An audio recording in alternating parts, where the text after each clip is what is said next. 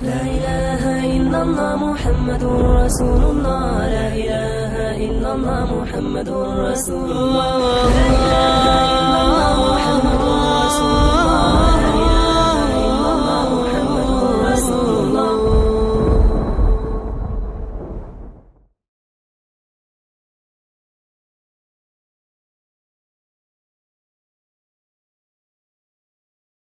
السلام علیکم ورحمۃ اللہ وبرکاتہ. الحمد للہ نحمده ونستعینه ونستغفره ونؤمن به ونتوکل علیہ ونعوذ باللہ من شرور انفسنا ومن سیئات اعمالنا. من يهده الله فلا مضل له ومن يضلله فلا هادي له. ونشهد أن لا إله إلا الله وحده لا شريك له. ونشهد أن سيدنا ونبينا ومولانا محمدا عبده ورسوله صلى الله تعالى عليه وعلى آله وأصحابه وبارك وسلم تسليما كثيرا كثيرا. أما بعد، فقال رسول الله صلى الله عليه وآله وسلم: أكثروا ذكر هادم اللذات الموت، أو كما قال صلى الله عليه وآله وسلم: رب اشرح لي صدري ويسر لي أمري واحلل عقدة من لساني يفقه قولي. سبحانك لا علم لنا إلا ما علمتنا إنك أنت العليم الحكيم. اللهم انفعنا بما علمتنا وعلمنا ما ينفعنا وزدنا علما. إن الله وملائكته يصلون على النبي يا أيها الذين آمنوا صلوا عليه وسلموا تسليما. اللهم صل وسلم وبارك على سيدنا ومولانا محمد وعلى آله وأصحابه وأتباعه وأزواجه وذرياته. رسول اللہ صلی اللہ علیہ وآلہ وسلم ارشاد فرماتے ہیں: اکثروا ذکر ہادم اللذات.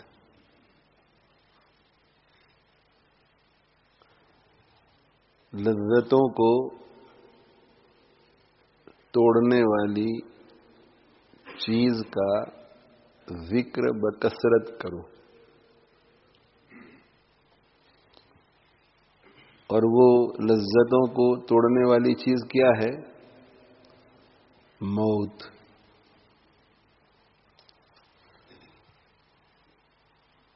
تو موت کا ذکر بکثرت کرو. موت کا تذکرہ خوب کرو. ایک دن مرنا ہے، قبر میں جانا ہے، سوال ہوں گے، پتہ نہیں کب تک پڑے رہیں گے قبر میں. حالت اگر بری ہوئی تو دسیوں سال تک، کئی سو سال تک، ہزاروں سال تک پڑے رہیں گے.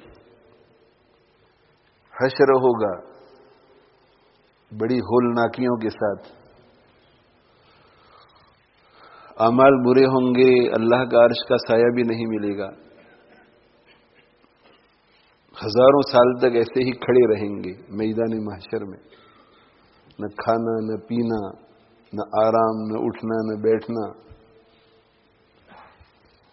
اللہ کے سامنے کھڑا کیا جائے گا. سوالات ہوں گے: عمر کہاں خرچ کی، جوانی کہاں خرچ کی، مال کہاں سے کمایا، کہاں خرچ کیا، جو علم حاصل ہوا تھا اس پر کتنا عمل کیا. پھر نام اعمال دائیں ہاتھ میں یا بائیں ہاتھ میں. پھر پل صراط کا معاملہ. گزر گئے تو بہت اچھا، ہو سکتا ہے جہنم میں گر جائیں، اعاذنا اللہ من ذلک۔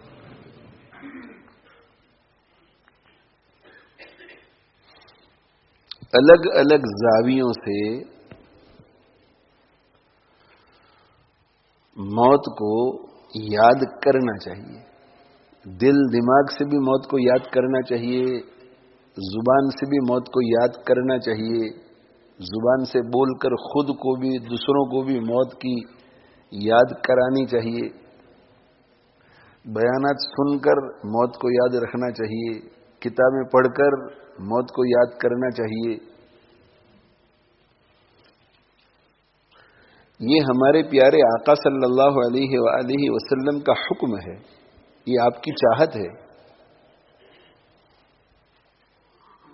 اور آپ ماں سے زیادہ شفیق تھے۔ آپ صلی اللہ علیہ وآلہ وسلم اگر ہمیں کچھ کرنے کے لیے کہیں کہ یہ کرو، تو اس میں ہمارا 100 اور 1000 نہیں 1,00,000% فائدہ ہوگا، تبھی آپ فرمائیں گے۔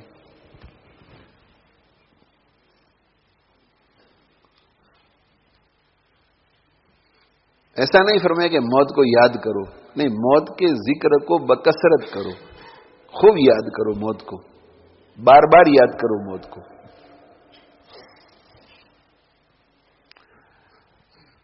اور جس حدیث میں یہ حکم ہوا، اس حکم میں اس کا فائدہ بھی بتلا دیا کہ یہ لذتوں کو توڑنے والی چیز ہے۔ جب موت کا تذکرہ بار بار ہوگا، موت کی یاد بار بار دل دماغ سے گزرے گی، تو یہ خیال آئے گا کہ مرنا ہے، مرنے کے بعد اللہ کے سامنے کھڑا ہونا ہے اور ایک ایک چیز کا حساب دینا ہے۔ اگر ناجائز لذتوں میں پڑے رہے تو جہنم میں، اور جائز لذتوں میں پڑے رہے تو کوئی حرج نہیں۔ تو لذتوں کو توڑنے والی چیز ہے موت، یعنی ناجائز لذتوں کو توڑنے والی۔ اس لیے کہ موت سے کیا فکر پیدا ہوگی؟ موت سے یہ فکر پیدا ہوگی کہ اللہ مجھے سزا دے گا۔ تو کھانے کے لیے بیٹھیں گے تو کوئی گھبراہٹ نہیں ہوگی، حلال کھانا کھائیں گے آپ، حلال کھانا کھانے میں کوئی رکاوٹ پیدا نہیں ہوگی کہ بھئی موت کو یاد کریں گے تو موت لذتوں کو توڑنے والی ہے تو پھر تو میری زندگی ہی بیکار ہو جائے گی۔ نہیں، ایسا نہیں ہوگا۔ اگر اعتدال کے ساتھ، ماڈریشن کے ساتھ موت کو یاد کرے گا تو ایسا نہیں ہوگا۔ اس لیے کہ موت کو یاد کرنے سے دل دماغ میں ایک فکر پیدا ہوتی ہے کہ مجھے اللہ کے یہاں جانا ہے اور اپنے اعمال کا اللہ کو حساب دینا ہے۔ اچھے اعمال ہوں گے تو اللہ بدلہ دیں گے، برے اعمال ہوں گے تو اللہ پکڑ فرمائیں گے۔ تو یہ جو برے اعمال والی لذت ہے، اس کے بارے میں فکر میں پڑ جائے گا بندہ کہ اگر میں ان کاموں کو کرتا رہا تو مرنے کے بعد اللہ مجھے سزا دے گا، اس لیے ان کو چھوڑ دینا ہے۔ تو یہ ناجائز لذتوں کو توڑنے والی چیز ہے۔ جہاں تک جائز لذتیں ہیں اس کے بارے میں ڈر پیدا نہیں ہوگا، یہ تو حلال ہے، اس کی تو اللہ نے اجازت دی ہے، اس کے بارے میں اللہ پوچھیں گے نہیں، اس پر اللہ میری پکڑ نہیں فرمائیں گے کہ یہ چیز کیوں کھائی تھی، یہ چیز کیوں پی تھی، رات کو روزانہ 6 گھنٹے کیوں سوتا تھا، 7 گھنٹے کیوں سوتا تھا، 8 گھنٹے کیوں سوتا تھا، دوپہر کو قیلولہ کیوں کرتا تھا، اللہ مجھے اس پر نہیں پوچھیں گے۔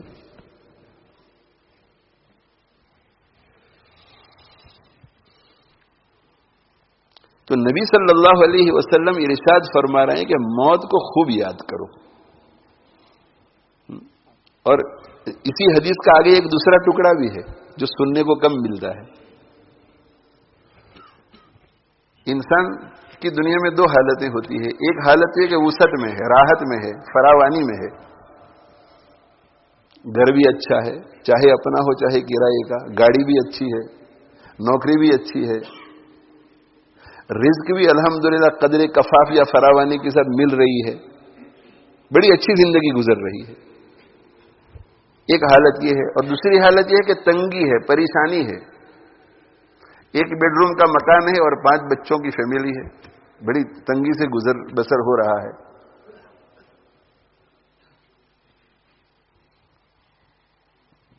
رزق بھی تنگ ہے، خرچہ پورا نہیں ہوتا، ہینڈ ٹو ماؤتھ بڑی مشکل سے ہفتہ گزرتا ہے، کبھی قرض بھی لینا پڑتا ہے، بیماریوں میں گزر رہے ہیں، پریشانیوں میں گزر رہے ہیں، تو یا تو اچھی حالت ہے یا بری حالت ہے، وسعت والی حالت ہے یا تنگی والی حالت ہے۔ نبی صلی اللہ علیہ وسلم کا اس سے آگے جو ارشاد ہے اس سے پتہ یہ چلتا ہے کہ وسعت والی حالت میں اگر کوئی موت کو یاد کرتا ہے اسے بھی فائدہ پہنچے گا، اور تنگی والی حالت میں اگر کوئی موت کو یاد کرتا ہے اسے بھی فائدہ پہنچے گا، دونوں کو فائدہ پہنچے گا، یعنی دنیاوی اعتبار سے فائدہ۔ شروع میں تو میں نے یہ کہا کہ موت کو جو یاد کرتا ہے تو موت کو یاد کرنے سے مرنے کے بعد کی زندگی میں اللہ کی پکڑ ہوگی، قبر میں پکڑ ہوگی، حشر میں پکڑ ہوگی، جہنم میں پھینکا جاؤں گا، تو ناجائز لذتیں ٹوٹے گی، تو گناہوں سے بچے گا، یہ تو آخرت کے اعتبار سے ظاہر ہے، اس کا پھر دنیا میں بھی فائدہ ہوگا، دنیا میں بھی نقصان سے بچے گا، مگر پیورلی دنیا کے نقصان کے اعتبار سے وہ کیسے؟ اللہ کے نبی صلی اللہ علیہ وآلہ وسلم نے آگے ارشاد فرمایا کہ پہلے تو فرمایا کہ بکثرت لذتوں کو توڑنے والی چیز کا ذکر بکثرت کرو، یعنی موت، اور آگے پھر فرمایا آپ صلی اللہ علیہ وسلم نے کہ جو شخص بھی وسعت میں ہوگا، جو شخص بھی وسعت میں ہوگا تو موت کی یاد اس کے لیے تنگی پیدا کرے گا، تنگی پیدا کرے گی، اور جو تنگی میں ہوگا موت کی یاد اس کے لیے وسعت پیدا کرے گی۔ کیا معنی اس کا؟ اگر وسعت میں ہوگا تو موت کی یاد تنگی پیدا کرے گی، اور تنگی میں ہوگا تو موت کی یاد وسعت پیدا کرے گی۔ کیسے؟ اگر وسعت میں ہے تو جب کوئی وسعت میں ہوتا ہے تو اس کے دل دماغ میں 50 الٹے سیدھے خیالات آتے ہیں کہ یہ بھی کرنا چاہیے اور یہ بھی کرنا چاہیے اور یہ بھی کرنا چاہیے اور یہ بھی کرنا چاہیے اور یہ بھی کرنا چاہیے، سارے ناجائز کام۔ جن لوگوں کے بس بہت پیسے نہیں ہوتے نا، ان کے دل دماغ میں اتنے برے برے خیالات نہیں آتے کہ یہ بھی کروں، یہ بھی کروں، یہ بھی کروں، یہ بھی کروں، یہ بھی کروں۔ گھر میں ٹیلی ویژن لے آؤں، دیکھ کیسے خیال آئے گا؟ مسائل روٹی کے ہیں اور وہ ٹیلی ویژن کا سوچے گا، 700 800 900 پاؤنڈ کا 1000 پاؤنڈ کا ٹیلی ویژن سوچے گا ہی کیسے؟ وہ میں سینما میں فلم دیکھنے کے لیے جاؤں، کیسے سوچے گا؟ سینما کی ٹکٹ خریدنے کے پیسے نہیں ہے۔ میں دبئی جاؤں ذرا عیاشی کرنے کے لیے 1 ہفتے 2 ہفتے کے لیے، وہ تو یہاں سے لندن تک جانے کی ٹکٹ کے پیسے اس کے پاس نہیں ہے، کیسے سوچے گا؟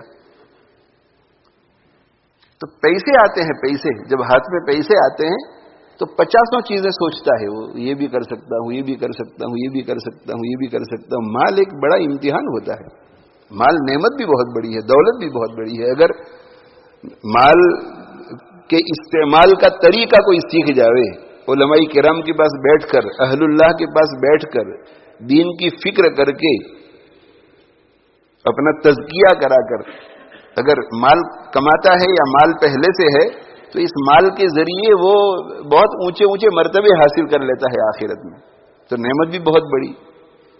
لیکن اگر دینی ذہن نہیں ہے، سوچ صحیح نہیں ہے، صرف بظاہر دیندار ہے، تو اسے پتہ بھی نہیں چلے گا کہ یہ مال مجھے جہنم کی طرف کیسے لے جا رہا ہے۔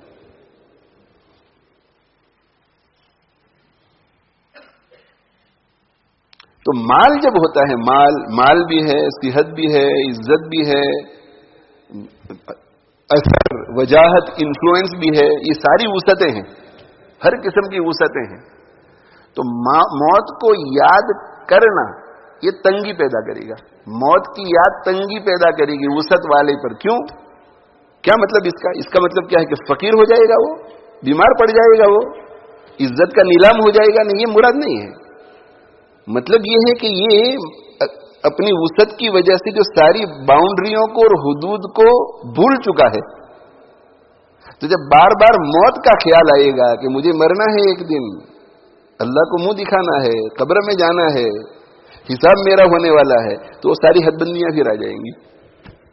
تو جو حد بندیاں ختم ہو گئی تھی اور زندگی بے مہار اونٹ کی طرح چل رہی تھی، اب وہ حدود آ گئی تو تنگی آ گئی. تنگی کا مطلب یہ کہ وہ حدود میں آ جائے گا، حدود میں آ جائے گا. مال والا آدمی، انفلوئنس والا آدمی حدود میں آ جائے گا. کسی پر ہاتھ اٹھانے کا دل کرے گا تو رک جائے گا. یہ تنگی آ جائے گی کہ مجھے تو مرنا ہے. آج اس پہ ہاتھ اٹھاؤں گا تو کل قیامت کے دن میرے اوپر بھی ہاتھ اٹھ سکتا ہے. فرشتوں کو اللہ حکم فرمائیں گے کہ ٹھیک کرو اس کو. کتنا پیارا یہ ارشاد ہے اللہ کے نبی صلی اللہ علیہ وآلہ وسلم کا.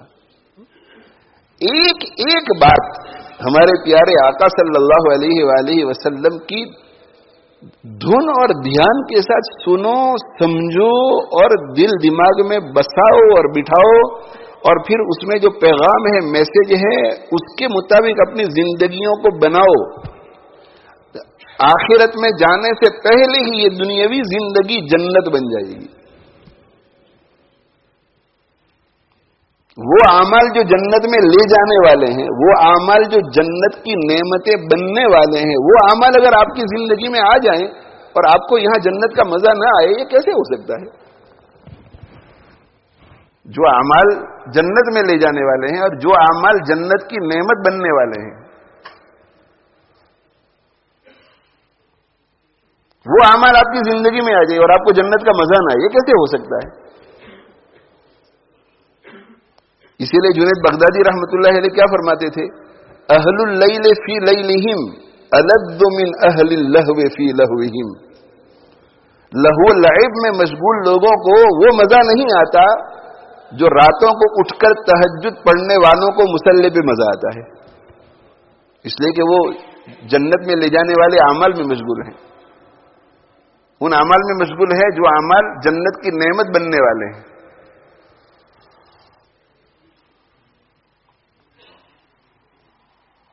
حضرت ابراہیم بن ادہم رحمت اللہ علیہ فرماتے تھے کہ واللہ انا فی لذتین، اللہ کی قسم ہم ایسی لذت میں پڑے ہوئے ہیں. تو کس لذت میں وہ تھے؟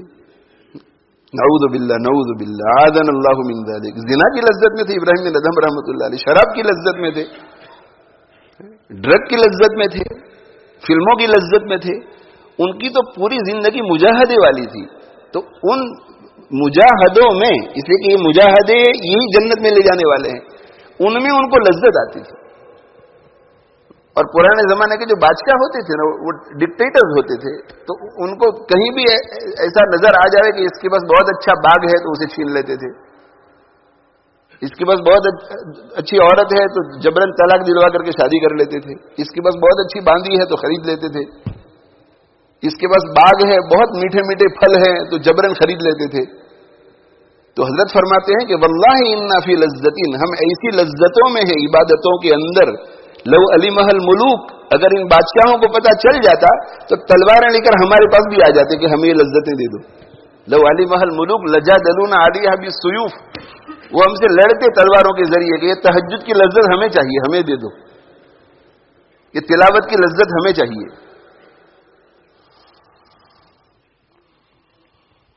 اس لیے میرے بھائیوں، علماء کرام سے اپنا تعلق مضبوط کرو. حضرات علماء کرام کے پاس اٹھنا بیٹھنا رکھو. آج بھی علماء حقہ سے دنیا بھری ہوئی ہے الحمدللہ رب العالمین. آپ کو درجنوں، دسیوں، سینکڑوں علماء ملیں گے جو علماء حقہ سے، جن کا جو جماعت سے تعلق ہے، علماء حقہ کی جماعت سے، جو اہل سنت والجماعت سے تعلق رکھتے ہیں، جن کے عقیدے اور جن کے نظریات بالکل درست ہیں، جو علماء دیوبند کی جماعت سے تعلق رکھتے ہیں، جو اپنے اکابر کے طریق پر ہیں اور علم بھی ٹھوس ہیں اور ان کی زندگیوں میں عمل بھی ہے. آج بھی ایسے لوگ ہیں اور یہ انشاءاللہ قیامت تک رہیں گے. ہاں، کمی ہوتی چلی جائے گی مگر رہیں گے قیامت تک. اہل اللہ اور علماء متقین اور علماء ربانیین قیامت تک رہیں گے. بس ڈھونڈنا ہمارا کام ہے. ہمارا کام ہے کہ ہم صحیح طلب لے کر نکلیں اور انشاءاللہ اللہ وہاں پہنچا دیں گے. اللہ صحیح عالم کے پاس پہنچا دیں گے. اگر غلط عالم کے پاس پہنچ گئے، طلب صحیح رہی تو اللہ وہاں سے دور کر کے صحیح عالم کے بس آج نہیں تو کل پہنچا دیں گے.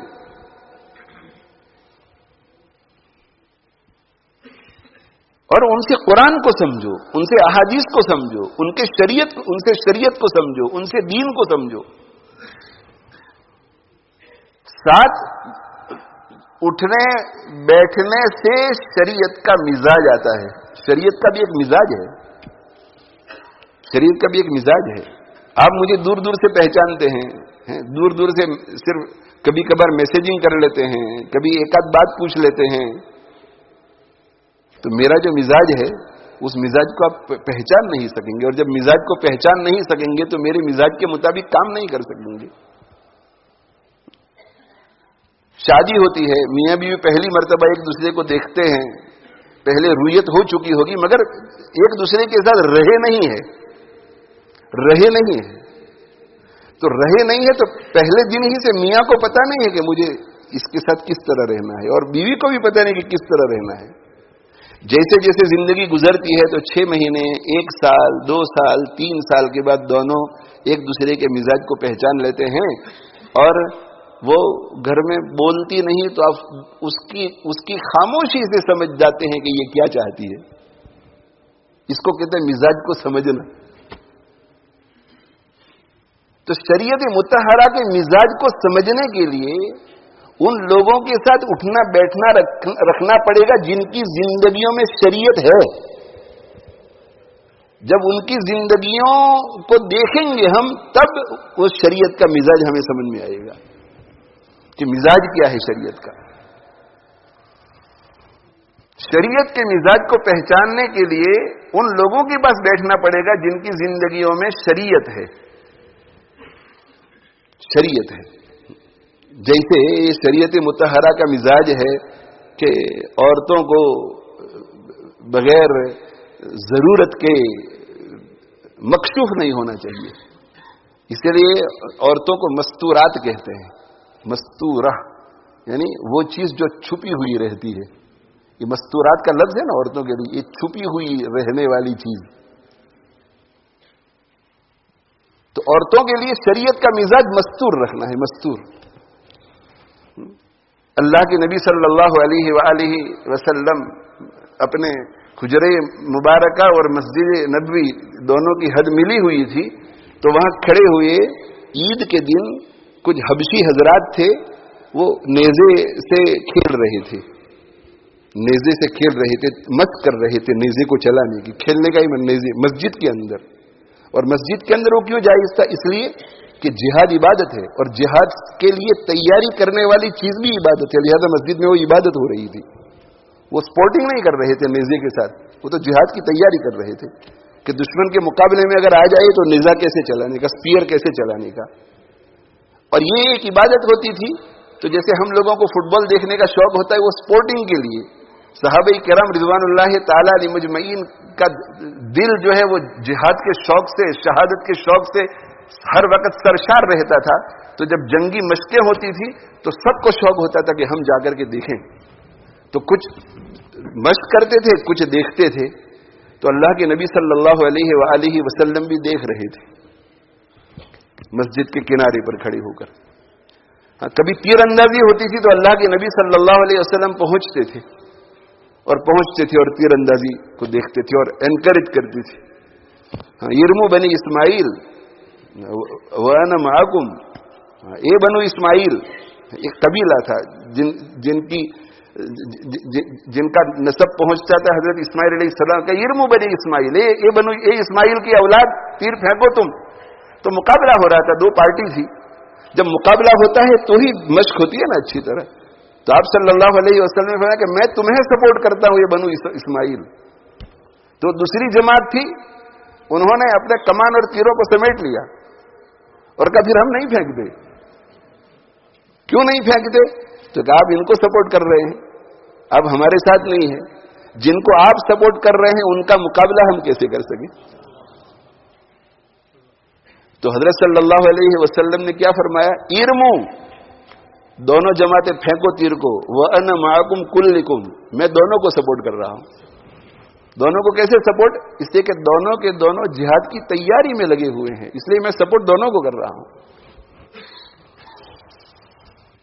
اب آج کل جن لوگوں کو بصیرتیں نہیں ہوتی اور بخاری شریف کا انگلش کا ترجمہ اٹھا لیتے ہیں اور کہتے ہیں کہ یہ مولویوں نے مسجدوں کو سب پر تنگ کر دیا ہے، صحابہ کرام رضوان اللہ تعالی علیہ مجمعین تو سپورٹس بھی کھیلا کرتے تھے مسجد کے اندر، علماء کرام کو ذرا باسکٹ بال کے لیے بھی مسجد کو کھول دینا چاہیے۔ اس قسم کی حدیثوں سے وہ استدلال کرتے ہیں ماڈرن خیال کے لوگ، جنہوں نے حدیث والوں کے ساتھ زندگی نہیں گزاری، اس سے حدیث کا مزاج نہیں سمجھ سکے، وہ تفسیر والوں کے ساتھ زندگی نہیں گزاری، اس سے تفسیر کا مزاج نہیں سمجھ سکے، قرآن کا مزاج نہیں سمجھ سکے۔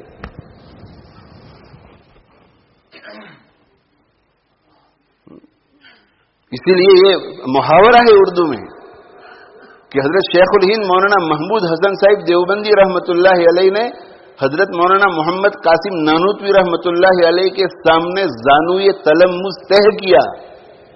اس کا معنی ہے کہ دو زانو ہو کر کے حضرت مولانا قاسم نانوتوی رحمۃ اللہ علیہ کے سامنے بیٹھ کر سینہ بسینہ علم حاصل کیا، تو الفاظ بھی منتقل ہوئے اور الفاظ کے ساتھ ساتھ مزاج بھی منتقل ہوا۔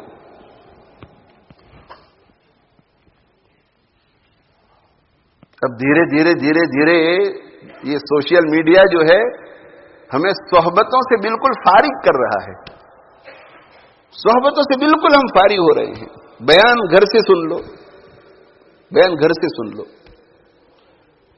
بڑے بڑے اکابر کا بیان ہم سن سکتے ہیں گھر میں بیٹھ کر، تو ہمارے مقامی مسجد کے امام صاحب کا بیان کیوں سنیں بھائی؟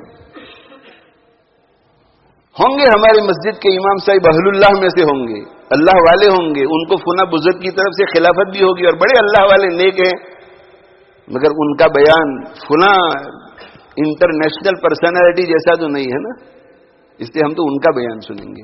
اب یہ سہولت ہمیں مل گئی ہے تو ایسے چیپ کم درجے کے مقرر کی، وائز کی، خطیب کی تقریر ہم کیوں سنیں؟ ٹھیک ہے وہ تقریر آپ سنیں گے اس کی، مگر صحبت آپ کو نہیں مل رہی ہے، صحبت سے آپ محروم رہے، ماحول سے آپ محروم ہیں۔ عشاء کی نماز پڑھی گھر چلے گئے، مسجد میں پروگرام ہے اس کو نہیں سن رہے ہیں، گھر جا کر کے سن رہے ہیں کسی اور کا پروگرام۔ مسجد کا ماحول آپ کو نہیں مل رہا ہے، مسجد کے ماحول سے محروم، آپ کی مسجد میں جو نیک لوگ ہیں ان کی صحبتوں سے محروم، آپ کے امام صاحب کی صحبت سے آپ محروم۔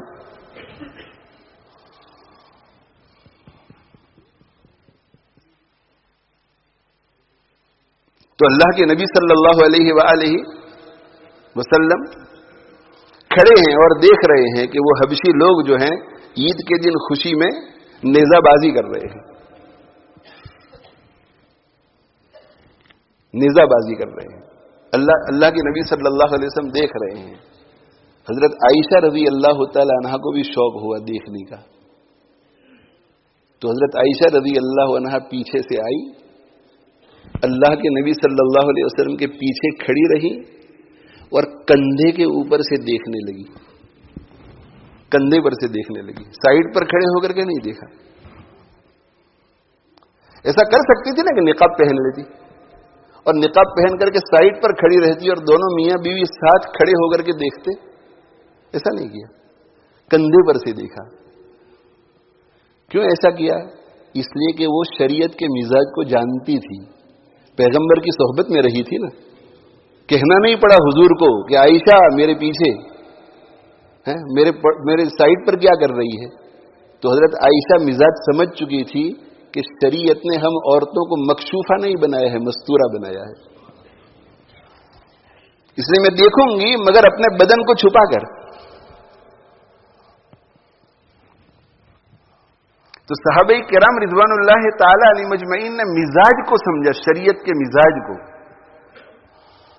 شریعت کے مزاج کو سمجھا۔ ایسے ہی hard and fast black and white میں کوئی چیز کتاب میں لکھی ہوئی ہوتی ہے، اس سے آپ حکومت کا مزاج نہیں سمجھ سکتے، اس لیے کہ مزاج کو آپ لکھ نہیں سکتے، تحریر میں نہیں لا سکتے۔ اس حکم کے پیچھے کیا مقصد ہے وہ آپ تحریر میں نہیں لا سکتے۔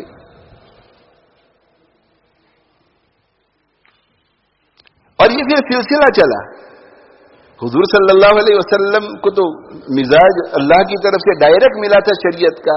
آپ صلی اللہ علیہ وسلم کی صحبت سے صحابہ کو مزاج ملا, صحابہ کی صحبت سے تابعین کو ملا, تابعین سے تبع تابعین کو ملا, اور چلتے چلتے آج تک شریعت مطہرہ کا مزاج جاننے والے اہل اللہ علماء آج بھی دنیا میں موجود ہے. حضرت امام بخاری رحمۃ اللہ علیہ, حضرت امام مسلم رحمۃ اللہ علیہ, حضرت امام ابو داؤد رحمۃ اللہ علیہ, حضرت امام ابو حنیفہ یہ سب شریعت مطہرہ کے مزاج کو جانتے تھے. اسی لیے حضرت امام بخاری رحمہ اللہ تعالی بخاری شریف میں کتاب الجہاد میں ایک باب باندھتے ہیں, باب جہاد النساء, باب جہاد النساء, عورتوں کے جہاد کا کیا حکم ہے, عورتیں جہاد کے لیے نکل سکتی ہیں یا نہیں. جس طرح مرد جاتے ہیں جہاد کرنے کے لیے, تو اگر جہاد کا ایسا موقع ہو, اور دیکھو بھائی یہ جو ایک ذہن بن رہا ہے نا پوری دنیا کے اندر, یا بنایا جا رہا ہے یا بنایا جا چکا ہے کہ جہاد کا مطلب ٹیررزم ہے. یہ دونوں ایک ہی چیزیں ہیں. جہاد از ٹیررزم, ٹیررزم از جہاد. نہیں, ٹیررزم الگ چیز ہے, جہاد الگ چیز ہے. ٹیررزم بہت سنگین چیز ہے جس کی اسلام بھی اجازت نہیں دیتا, اور جہاد ایک مقدس چیز ہے جس کو اللہ جل جلالہ عم نوالہ نے بہت ساری حدود اور قیود کے ساتھ مقرر کیا ہے کہ ان حدود اور قیود کے ساتھ جہاد کیا جائے گا. جہاد میں ایک رائی کے دانے کے برابر کسی پر ظلم نہیں کیا جاتا. جہاد کا انسٹیٹیوشن ظلم کرنے کے لیے نہیں, ظلم کے خاتمے کے لیے ہے. جہاد کا انسٹیٹیوشن جو ہے وہ ظلم کے کرنے کے لیے نہیں, ظلم کے خاتمے کے لیے. تو جو چیز ظلم کے خاتمے کے لیے ہو وہ ٹیررزم کیسے ہو سکتا ہے؟ اس کا ٹیررزم تو سراسر ظلم ہے. ہمارا دین تو ادنا ٹیررزم کا کیا مانا بھائی؟ کسی کے دل میں ٹیرر پیدا کرنا, خوف پیدا کرنا. کسی کے دل میں ادنا خوف پیدا کرنے کے بھی خلاف ہے اسلام. تو کسی کے دل میں بیجا ادنا خوف پیدا کرنے کے بھی خلاف ہے اسلام. اللہ کے نبی صلی اللہ علیہ وآلہ وسلم فتح مکہ کے بعد ٹکرا گئے ایک قریشی کے ساتھ یا ایک مکی کے ساتھ. اب اسے پتہ نہیں تھا کہ میں یہاں سے گزر رہا ہوں تو سامنے سے اللہ کے نبی صلی اللہ علیہ وسلم تشریف لائیں گے, اور کتنے سالوں سے مدینہ منورہ میں رہتے تھے, آمنے سامنے ہوئے نہیں تھے, اور بار بار سنتے رہتے تھے کہ وہ ہمارے دشمن ہے, مسلمان ہمارے دشمن ہے, ہمارے دشمن ہے, اور پھر یہ کہ دشمنوں نے ہمارا گھیرا کر لیا ہے اور فتح کر رہے ہیں, ہمارے پتہ نہیں کیا ہوگا.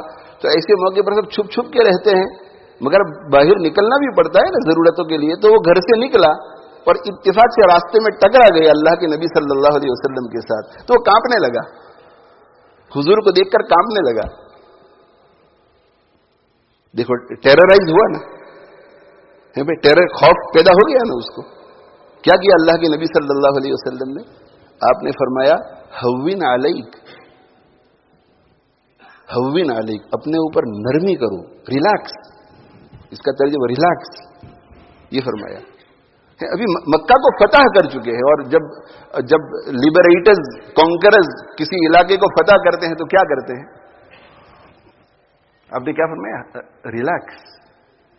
اور پھر کیا کہا؟ انما انا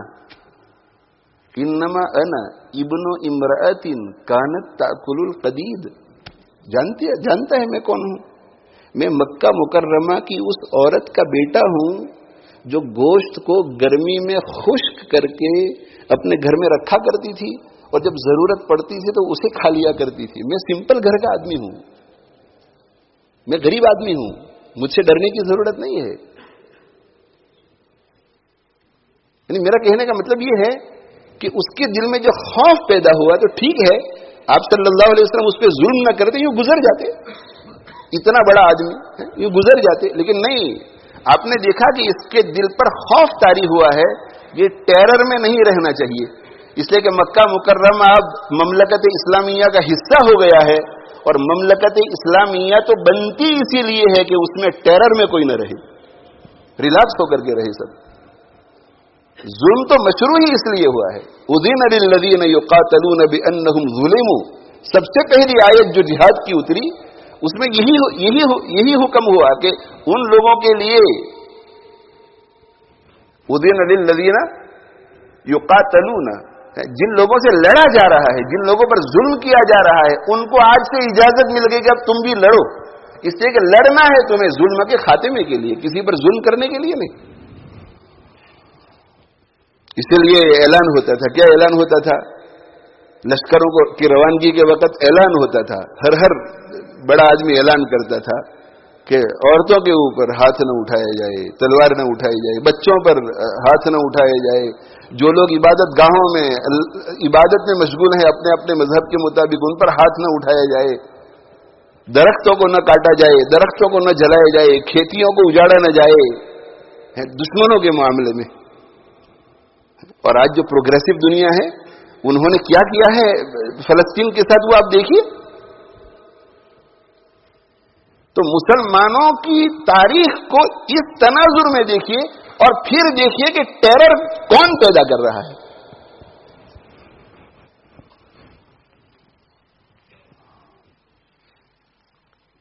تو جہاد جو ہے, جہاد ایک سینونیم ہو گیا ہے کس کا؟ ٹیرر کا. یعنی جہاد کا معنی یہ کہ ٹیرر اور مجاہد کا معنی ہے کہ ٹیررسٹ. نہیں, جہاد تو ظلم کو ختم کرنے کے لیے آیا ہے. جہاد تو عدل و انصاف کو وجود دینے کے لیے آیا ہے, اور اس کے لیے بھی بہت سارے احکام ہیں. ان حالات میں جہاد کیا جائے گا, ان حالات میں نہیں. اور جب فتح کیا جاتا تھا کوئی علاقہ تو شریعت مطہرہ کے احکام دیکھو. جب فتح کیا جاتا تھا کسی علاقے کو تو فتح کرنے کے دو طریقے ہوتے, ایک سلحن اور ایک انوطن.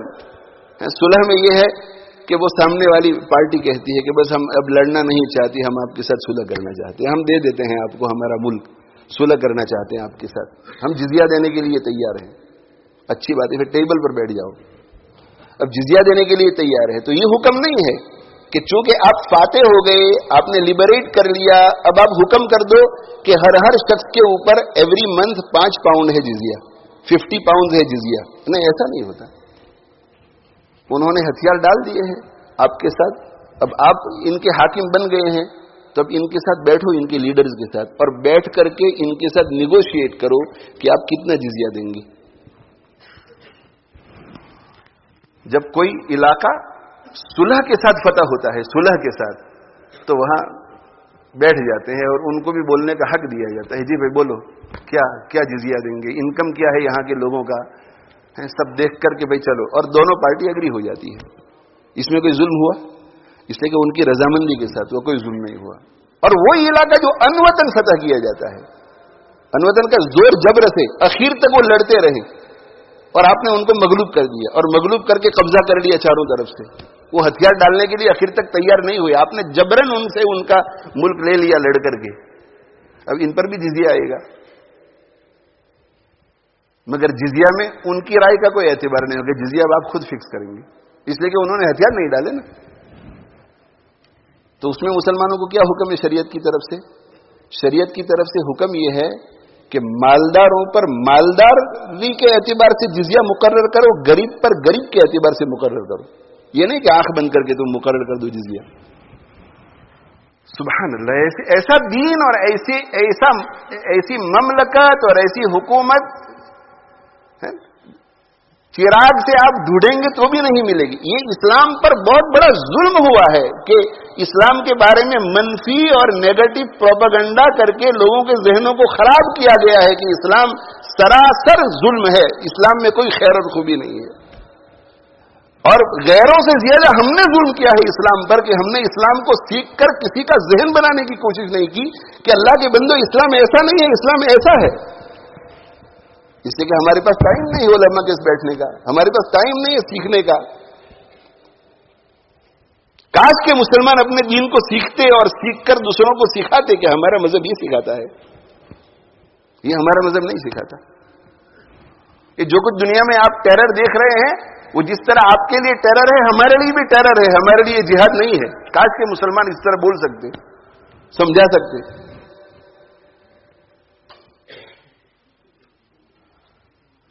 حضرت عمر رضی اللہ تعالیٰ عنہ کی وفات سے چند دن پہلے کسی علاقے سے جزیہ وصول کر کے جو حضرات آئے تھے ان سے حضرت عمر رضی اللہ عنہ نے ملاقات کی, اور ملاقات کر کے کارگزاری معلوم کی تو اس میں یہ کہا کہ ایسا تو نہیں کہ تم نے ان لوگوں پر اتنا جزیہ مقرر کیا ہے جس کی وہ ادائیگی کی طاقت نہیں رکھتے, ایسا تو نہیں. سبحان اللہ سبحان اللہ. یعنی پوری اسکروٹینی کے ساتھ مقرر کرتے تھے پہلے تو حضرت عمر کو تو معلوم ہی تھا کہ میرے ساتھ جو کام کرنے والے لوگ ہیں انہوں نے بہت سوچ سمجھ کر کے مقرر کیا ہوگا جزیہ, لیکن پھر بھی بار بار تحقیق کرتے تھے اور یہ پوچھا کہ کہیں ایسا تو نہیں کہ تم نے ان لوگوں سے اتنا جزیہ لیا ہے اور اتنا جزیہ تم نے ان پر مقرر کیا ہے کہ جس کو ادا کرنے کی ان میں طاقت نہیں. توجہ سے سنیے. تو انہوں نے کہا کہ نہیں, ہم نے ان پر اتنا ہی جزیہ مقرر کیا ہے جس کو ادا کرنے کی ان کے پاس پوری پوری طاقت ہے. تو حضرت عمر نے یہ نہیں فرمایا کہ بہت اچھا, کیا فرمایا؟ فرمایا کہ نہیں, تم پھر چیک کرو, دوبارہ دیکھو کہ ایسا تو نہیں. سبحان اللہ, ایسا تو نہیں. عمر رضی اللہ عنہ جو کفر کے معاملے میں بہت شدید تھے, واشدہم فی امر اللہ عمر, تم چیک کر, دوبارہ کہا کہ تم دیکھنا, غور کرو تم کہ ایسا تو نہیں کہ ہم ان سے زیادہ لے رہے ہیں, ان کی طاقت سے زیادہ لے رہے ہیں, وہ تکلیف میں نہیں پڑنے چاہیے.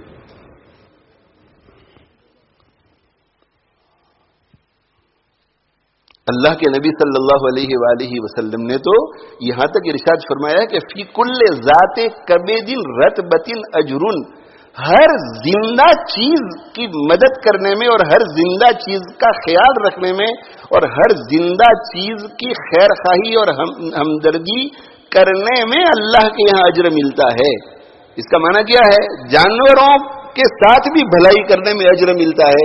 تو اگر جانوروں کے ساتھ بھلائی کرنے میں اجر ملتا ہے تو چاہے انسان کافر ہو مگر وہ اشرف المخلوقات ہے, اس کے ساتھ بھلائی کرنے میں کیوں اجر نہیں ملے گا؟ ضرور ملتا ہے, ضرور ملتا ہے. اسی لیے خلفائے راشدین کے دور کی تاریخ میں آپ کو کہیں یہ نہیں ملتا کہ مسلمانوں کی مملکت میں رہنے والے مسلمانوں کے اوپر غیر مسلموں پر ظلم کیا جاتا تھا, آپ کو کہیں نہیں ملتا. بیت المقدس فتح ہو جانے کے بعد آپ کو کوئی مورخ یہ کہتا ہوا نہیں ملتا کہ جب تک مسلمانوں کی بیت المقدس میں فلسطین میں حکومت رہی اس وقت تک یہودی پریشان تھے یا نصرانی پریشان تھے. نہیں, ایسا کوئی مورخ نہیں لکھتا. سب مورخ یہی لکھتے ہیں کہ جس طرح مسلمان سکون کے ساتھ رہتے تھے اسی طرح یہود بھی سکون کے ساتھ رہتے تھے, نصارہ بھی سکون کے ساتھ رہتے تھے. یہ میرا موضوع نہیں ہے, میں بہت مختصر تقریر کرنے کی نیت سے آج بیٹھا تھا جی, اس لیے یہاں رک جاتا ہوں. میں کہہ رہا تھا کہ جہاد پر سے اصل میں مجھے بات آ گئی کہ آج ہمارے لیے حالات ایسے پیدا کر دیے گئے کہ تقریر کرنے والا جہاد کا لفظ بولنے سے ڈرتا ہے کہ کہیں لفظ جہاد بولنے سے میری گرفتاری نہ ہو جائے. اور یہ خاموخواہ ڈرتے نہیں, ایسا ماحول بنایا گیا ہے اور ایسا ہوتا ہے. ایسا ہوتا ہے کہ آپ کس کانٹیکس میں بول رہے ہیں, آپ کہنے کیا جا رہے ہیں. اور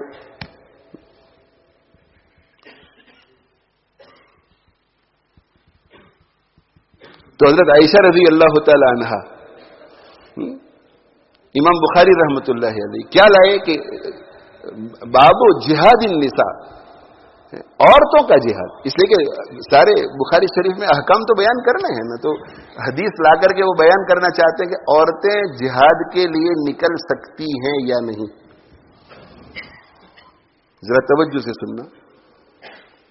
اور حکم کیا ہے شریعت مطہرہ کا؟ اگر ضرورت پڑ جائے تو عورتیں بھی جہاد کر سکتی ہیں. ضرورت پڑ جائے گا کیا مطلب؟ 1000 مرد ہیں اور لشکر 10,000 کا آ گیا اور ایسا اندازہ ہو گیا کہ اگر عورتیں بھی ساتھ نہیں دیں گی تو ہم مغلوب ہو جائیں گے, مملکت اسلامیہ ختم ہو جائے گی, خلافت ختم ہو جائے گی. تو کبھی عورتوں کو بھی کہ تم بھی آ جاؤ.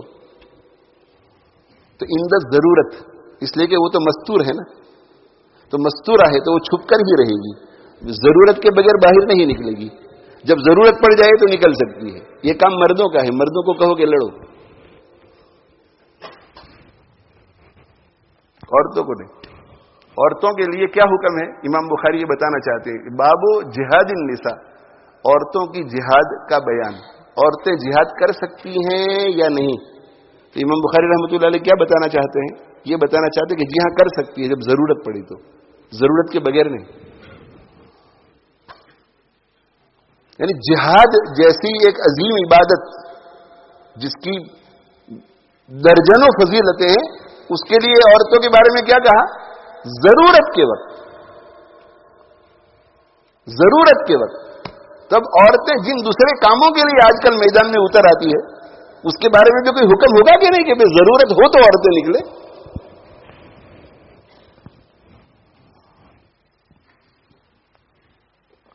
اور ایک بات یاد رکھو میرے بھائیوں، میدان میں اترنے کا جب بھی وقت آئے گا وہ تب آئے گا جب آپ کچھ اچیو کرنا چاہتے ہیں، چاہے وہ جہاد کی شکل میں ہو، چاہے وہ جلوس کی شکل میں ہو، ڈیمونسٹریشن کی شکل میں ہو. تو یہ ہو ہی نہیں سکتا کہ آپ کا بھروسہ صرف تعداد اور کوانٹٹی پر ہو اور اللہ کے حکم پر آپ کی نظر نہ ہو. آپ جو بھی سبب اختیار کریں گے وہ سبب مثمر ہوگا، فروٹفل ہوگا یا نہیں، اس کا پورا اختیار تو اللہ کے ہاتھ میں ہے. اللہ کی نافرمانی کر کے کیسے فروٹفل ہو سکتا ہے؟ نتیجہ کیسے نکل سکتا ہے؟ ہم خود ہی فیصلہ کر لیتے ہیں کہ نہیں سب کو لے لو، سب کو لے کر چلو، سب کو لے کر چلو، کامیاب ہونا چاہیے، کامیاب ہونا چاہیے. ہاں تعداد کے اعتبار سے تو آپ کامیاب ہو جائیں گے، لیکن جس ریزلٹ کو آپ تلاش کر رہے ہیں اس میں قیامت تک آپ کامیاب نہیں ہو سکتے، اس لیے کہ اللہ کی نافرمانی کر کے کوئی کامیاب نہیں ہو سکتا. جس نتیجے کو آپ ڈھونڈ رہے ہیں، جس نتیجے کو، اس میں آپ کامیاب نہیں ہوں گے. فلسطین کے مسلمانوں کو اگر آپ راحت پہنچانا چاہتے ہیں اور اس میں آپ ریزلٹ دیکھنا چاہتے ہیں، اس کی ایک ہی شکل ہے کہ جو بھی کام کرو اللہ کی فرما برداری کے ساتھ کرو، تب جا کر کے نتیجہ ظاہر ہوگا. ورنہ 70 سال گزر چکے ہیں اور آگے 70 سال گزریں گے، نتیجہ کوئی ظاہر نہیں ہوگا اگر ہم اللہ کی نافرمانی کرتے رہے تو. صرف اسباب سے کامیابی نہیں ہوتی، اللہ کی رضا سے کامیابی ہوتی ہے. کامیابی کا مدار اللہ کی رضا پر ہے.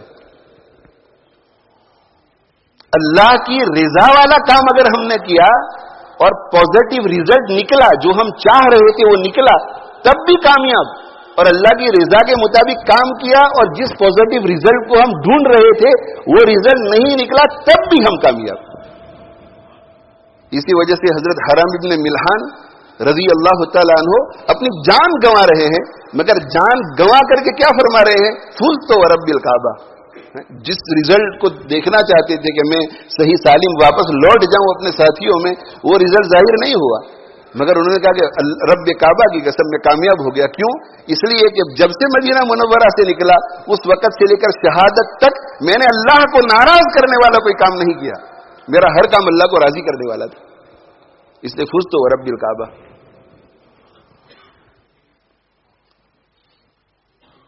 یہ ذہن بنانے کی میرے بھائیوں ضرورت ہے. کامیابی اللہ کی رضا میں ہے ہماری. تو مسئلہ کیا ہے کہ عورتیں جہاد میں شرکت کر سکتی ہیں کب؟ ضرورت ہو، ضرورت پڑ جائے. جہاد میں تو بہت کام ہوتے ہیں، لڑنے کا کام ہے، بیمار ہو جائے تو کوئی زخمی ہو جائے تو اس کی تیمارداری کا کام ہے، کوئی شہید ہو جائے اسے دفن کرنے کا کام ہے، جو فوجی ہیں ان کو پیاس لگتی ہے پانی پلانے کا کام ہے، بہت سارے کام کاج ہیں. تو کہ بھئی ہمارے پاس مین پاور اتنا نہیں ہے، اگر مرد ان سارے کاموں کو کرنے جائیں گے تو کہ عورتوں کو بھی لے لو ساتھ میں. تو ضرورت ہو اور فتنے کا اندیشہ نہ ہو، یہ دو شرطیں ہیں. ضرورت ہو، فتنے کا اندیشہ نہ ہو. جہاں کہیں بھی عورتوں کے سطر سے باہر نکلنے کا وقت آتا ہے، عورت جب مستورہ نہیں رہتی اور مکشوفہ بننے کا ٹائم آتا ہے کہ اب یہ اس کو باہر نکالنا پڑے گا، یہ دو شرطیں فقہا نے لکھی ہے کہ ضرورت ہے یا نہیں، نمبر 1. نمبر 2 فتنے کا اندیشہ تو نہیں ہے. یہ دو شرطیں اگر مکمل ہو جائے تو کیا اب آ سکتی ہیں عورت باہر. ضرورت.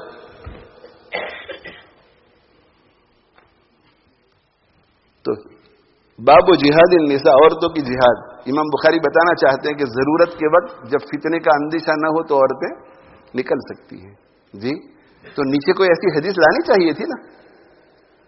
نیچے کوئی ایسی حدیث لانی چاہیے تھی جس سے پتا چلے کہ دیکھو حضور صلی اللہ علیہ وسلم کے زمانے میں بھی عورتیں جہاد کے لیے نکلی تھیں. غزوہ احد کے موقع پر حضرت عائشہ بھی نکلی تھی میدان میں, حضرت ام سلیم بھی نکلی تھیں, حضرت فاطمہ بھی میدان میں اتری تھیں, اور وہ لوگ پانی پلا رہے تھے مجاہدین کو, زخمیوں کی تیمارداری کر رہی تھی. تو وہ حدیث لانی چاہیے تھی نا نیچے ثابت کرنے کے لیے. اس لیے کہ امام بخاری تو اسی لیے تو اس مسئلے کو بیان کرنا چاہتے ہیں, لیکن نہیں, امام بخاری رحمۃ اللہ علیہ حدیث نہیں لائے, یہ حدیث نہیں لائے. حضرت عائشہ والی حدیث لائے, حضرت عائشہ والی حدیث. کیوں؟ اس لیے کہ امام بخاری رحمۃ اللہ علیہ شریعت کے مزاج کو جانتے تھے, اور شریعت کے مزاج کو جانتے تھے, اس لیے پڑھنے والوں کا ذہن بھی شریعت کے مزاج کے مطابق بنانا چاہتے ہیں. تو نیچے کون سی حدیث لائے؟ حضرت عائشہ نے آ کر کے پوچھا کہ یا رسول اللہ صلی اللہ علیہ وسلم, جہاد کی بڑی فضیلتیں ہیں تو ہم بھی جہاد کرنا چاہتی ہیں, کیا خیال ہے آپ کا؟ تو حضرت صلی اللہ علیہ وسلم نے فرمایا کہ لکن افضل الجہاد حج مبرور, تم مرد نہیں ہو, تم عورتیں ہو, تمہارا سب سے افضل جہاد یہ ہے کہ تم حج کرنے کے لیے جایا کرو, میدان میں نہیں اترنے کا مردوں کے ساتھ. حالانکہ امام بخاری یہ بتلانا چاہ رہے ہیں کہ عورتیں بھی جہاد کے لیے نکل سکتی ہیں, لیکن یہ بتایا کہ دیکھو یہ حدیث لا کر کیا بتایا امام بخاری نے؟ یہ بتایا کہ ضرورت کے وقت ہی نکلے, ضرورت کے علاوہ تمہارے لیے حج مبرور, حج کرو, تم عبادت میں لگی رہو, بس یہ تمہارا حج. حالانکہ بخاری شریف میں ایسی حدیثیں ہیں جن سے پتا چلتا ہے کہ عورتیں نکلی تھی اند ضرورت, لیکن امام بخاری وہ حدیث نہیں لائے. ہمارا ذہن بنایا, عورتوں کا بھی ذہن بنایا کہ عورتوں کا جہاد کون سا ہے؟ حج ہے جہاد, عورتوں کا جہاد. بہت زیادہ ضرورت تمہاری پڑ جاوے کسی وقت, ضرورت ہے اس وقت نکلنے کا, ورنہ نہیں.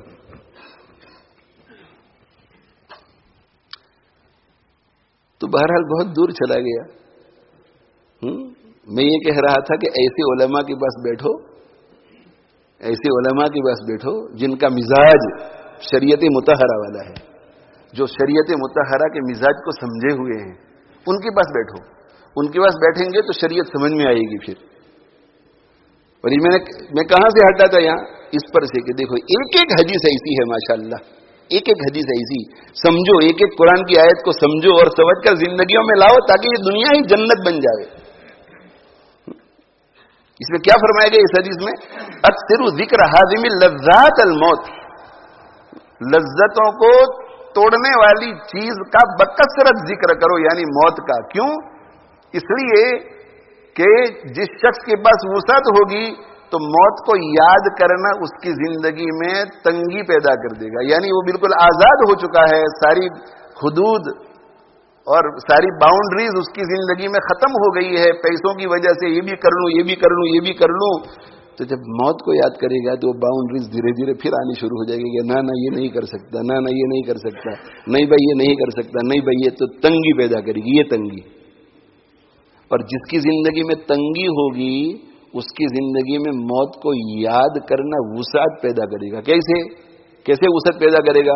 جب بھی وہ موت کو یاد کرے گا تو اس کے دل میں یہ تنگی ہے نا کہ میرے پاس کچھ نہیں ہے, اپنا گھر بھی نہیں ہے, کرائے کے مکان میں رہ رہا ہوں, مکان بہت چھوٹا ہے, مال بھی اتنا نہیں آتا, حلوے پوری نہیں کھا سکتا, فش اینڈ چپس نہیں کھا سکتا, روزانہ دال روٹی, یہ جو تنگی ہے ہر وقت تنگی تنگی تنگی. تو جب وہ موت کا خیال کرے گا تو دل میں یہ خیال آئے گا کہ دنیا چند روزہ ہے, ہمارے بھی دن آنے والے ہیں, ہمارے بھی دن آنے والے ہیں, مرنے کے بعد یہ چند روزہ ہے, یہ ہمارے بھی دن آنے والے ہیں. تو قلب میں انشراح اور خوشی پیدا ہوگی کہ مجاہدے کی زندگی چند دنوں کی ہے. تو جب موت کو یاد کریں گے تو بار بار خیال آئے گا کہ ہاں جس دن روح نکلے گی تو یہ جو ابھی پریشانی ہے صبح سے شام تک کی, بچوں کی, بیوی کی, فقر کی, بیماریوں کی, یہ سب ختم ہو جائے گی, آرام سے سو جائیں گے. اس لیے کہ ان تنگیوں پہ صبر کر رہے ہیں تو اللہ بہت کچھ دے گا. جب اللہ قبر میں رکھے گا تو جنت کا باغ بن جائے گی وہ قبر. حشر میں کے دن اللہ اٹھائیں گے تو ان سب تنگیوں کے بدلے میں اللہ عرش کے سائے کے نیچے جگہ دے گا, اور پھر نامہ عمل دائیں ہاتھ میں ملے گا. پل صراط پر سے بجلی کی چمک کی طرح گزر جائیں گے, اور جنت میں مزے ہی مزے ہیں, مزے ہی مزے ہیں. تو یہ غریب آدمی بھی خوشی محسوس کرے گا کہ ہاں ہمارے دن بھی آنے والے ہیں، بہت جلدی آنے والے ہیں۔ تو دیکھو دنیاوی فائدہ بھی ہے کہ نہیں، وہ اپنا نقصان کرے گا، اسے باؤنڈری میں لے آتے ہی موت کی یاد، اور یہ بیچارہ تنگ ہے، ڈپریسڈ ہے، اینگزائٹی میں ہے، یہ سب دور ہو جاتا ہے اور وسعت اس کو مل جاتی ہے۔ اکثر ذکر ہادم اللذات، لذت کو توڑنے والی، ناجائز لذتوں کو توڑنے والی چیز موت کو خوب یاد کرو۔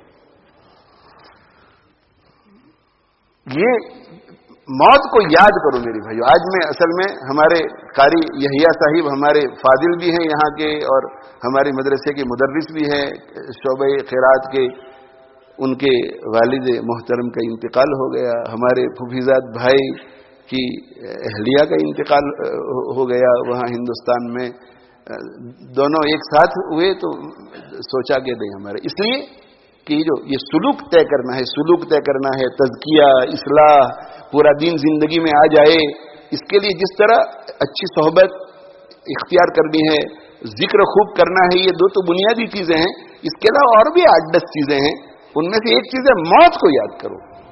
اسی لیے معمولات کا پرچہ جس کسی کو دیا جاتا ہے اس میں لکھا ہوا ہے کہ روزانہ موت کو یاد کرو، روزانہ موت کا مراقبہ کرو، اور آج میں بہت وضاحت کے ساتھ کہ روزانہ نہ کر سکو تو ہفتے میں 1 مرتبہ کرو، ہفتے میں 1 مرتبہ نہیں تو مہینے میں 1 مرتبہ کرو، لیکن موت کو بیٹھ کر یاد کرو۔ موت کا مراقبہ کا کیا من، آنکھیں بند کر لو اور آنکھیں بند کر کے ایسا سوچو کہ میں بستر پہ لیٹا ہوا ہوں، ڈاکٹروں نے جواب دے دیا ہے کہ آخری وقت ہے، اب چند ہی دن ہے، چند ہی گھنٹے ہیں، چند ہی لمحات ہیں، جا رہا ہے یہ، اب کوئی علاج نہیں، اب عنقریب میں مرنے والا ہوں، اور اب ملک الموت آ گئے، چاروں طرف لوگ کھڑے ہیں، الوداع کر رہے ہیں، کوئی کچھ نہیں کر پا رہا ہے، میں ہیلپ لیس ہوں، بالکل بے بس پڑا ہوا ہوں، اور اب میری روح نکل رہی ہے، اور پھر سوچو کہ میری اس وقت جیسی زندگی ہے ایسی ہی زندگی اس وقت تک رہی تو ملک الموت میری روح کیسے نکالے گا؟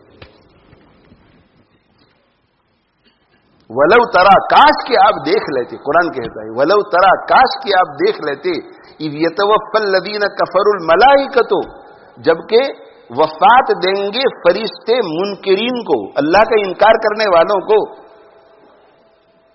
یضربون وجوہہم، یضربون وجوہہم، وہ فرشتے پٹائی کر رہے ہوں گے ان کے چہروں کے اوپر، وادبارہم، اور پشتوں کے اوپر، فرشتے مرنے سے پہلے ہی پٹائی شروع کر دیتے ہیں۔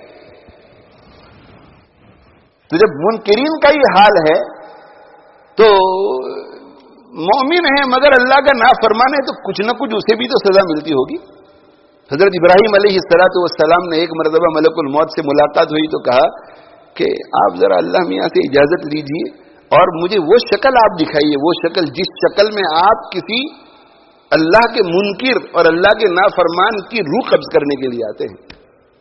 تو حضرت اسرائیل علیہ السلام نے عرض کیا کہ پیغمبر رہنے دیجئے، یہ بات رہنے دیجئے، آپ مجھے نہیں دیکھ پائیں گے، کہ نہیں میں دیکھنا چاہتا ہوں، اللہ سے اجازت دے دو۔ اللہ سے اجازت مل گئی تو کہ آپ ذرا تھوڑی دیر کے لیے ادھر دیکھیے، ادھر دیکھا، انہوں نے اس شکل کو اختیار کر لیا۔ حضرت ابراہیم علیہ السلام جیسا جلیل القدر پیغمبر، روحانیت کتنی اعلیٰ ہوگی اور قلب کتنا مضبوط ہوگا، جیسے ہی نگاہ پڑی حضرت اسرائیل پر بے ہوش ہو کے گر گئے، یعنی یہ تو صرف شکل ایسی ہوگی، اس کے بعد اس کی طرف سے جو سختیاں، جو پٹائی، وہ دوسری بات ہے۔ جب ہوش میں آئے حضرت ابراہیم علیہ السلام تو ملک الموت اپنی دوسری شکل میں آ چکے تھے، جس شکل میں ملاقات کے لیے آتے تھے۔ تو انہوں نے عرض کیا کہ میں نے آپ سے کہا تھا کہ آپ تاب نہیں لا سکیں گے، دیکھ نہیں سکیں گے۔ تو حضرت ابراہیم خلیل اللہ کیا فرماتے ہیں وہ سنیے آپ۔ انہوں نے کہا کہ اللہ کے منکر اور کسی کافر کو آخرت میں مرنے کے بعد کوئی سزا نہ ملے، صرف آپ کی وہ شکل دکھائی جائے اس کو، تو اس کے کفر کی سزا کے لیے یہ کافی ہے، کفر کی سزا کے لیے وہ کافی ہے، آگے دوسرا جو کچھ ہے وہ بونس۔ تو ایسا سوچے کہ میں فلموں کو دیکھ رہا ہوں، میں سود کھا رہا ہوں، میں سود دے رہا ہوں، میں نمازیں نہیں پڑھ رہا ہوں، میں بد نظری میں مبتلا ہوں، میں گالی بول رہا ہوں، غیبت کر رہا ہوں، یہ ہے وہ ہے، ظلم کر رہا ہوں، بہت سارے۔ تو میرا اگر اس وقت موت آئے تو کیا ہوگا؟ قبر میں میرا کیا ہوگا؟ کوئی مدد نہیں کر سکے گا، دائیں بائیں آگے پیچھے، دائیں بائیں آگے پیچھے۔ ہماری والدہ محترمہ کا جب انتقال ہوا، اس سے پہلے بھی کئی لوگوں کو مرتے ہوئے دیکھا، لیکن والدہ محترمہ والدہ ہوتی ہے۔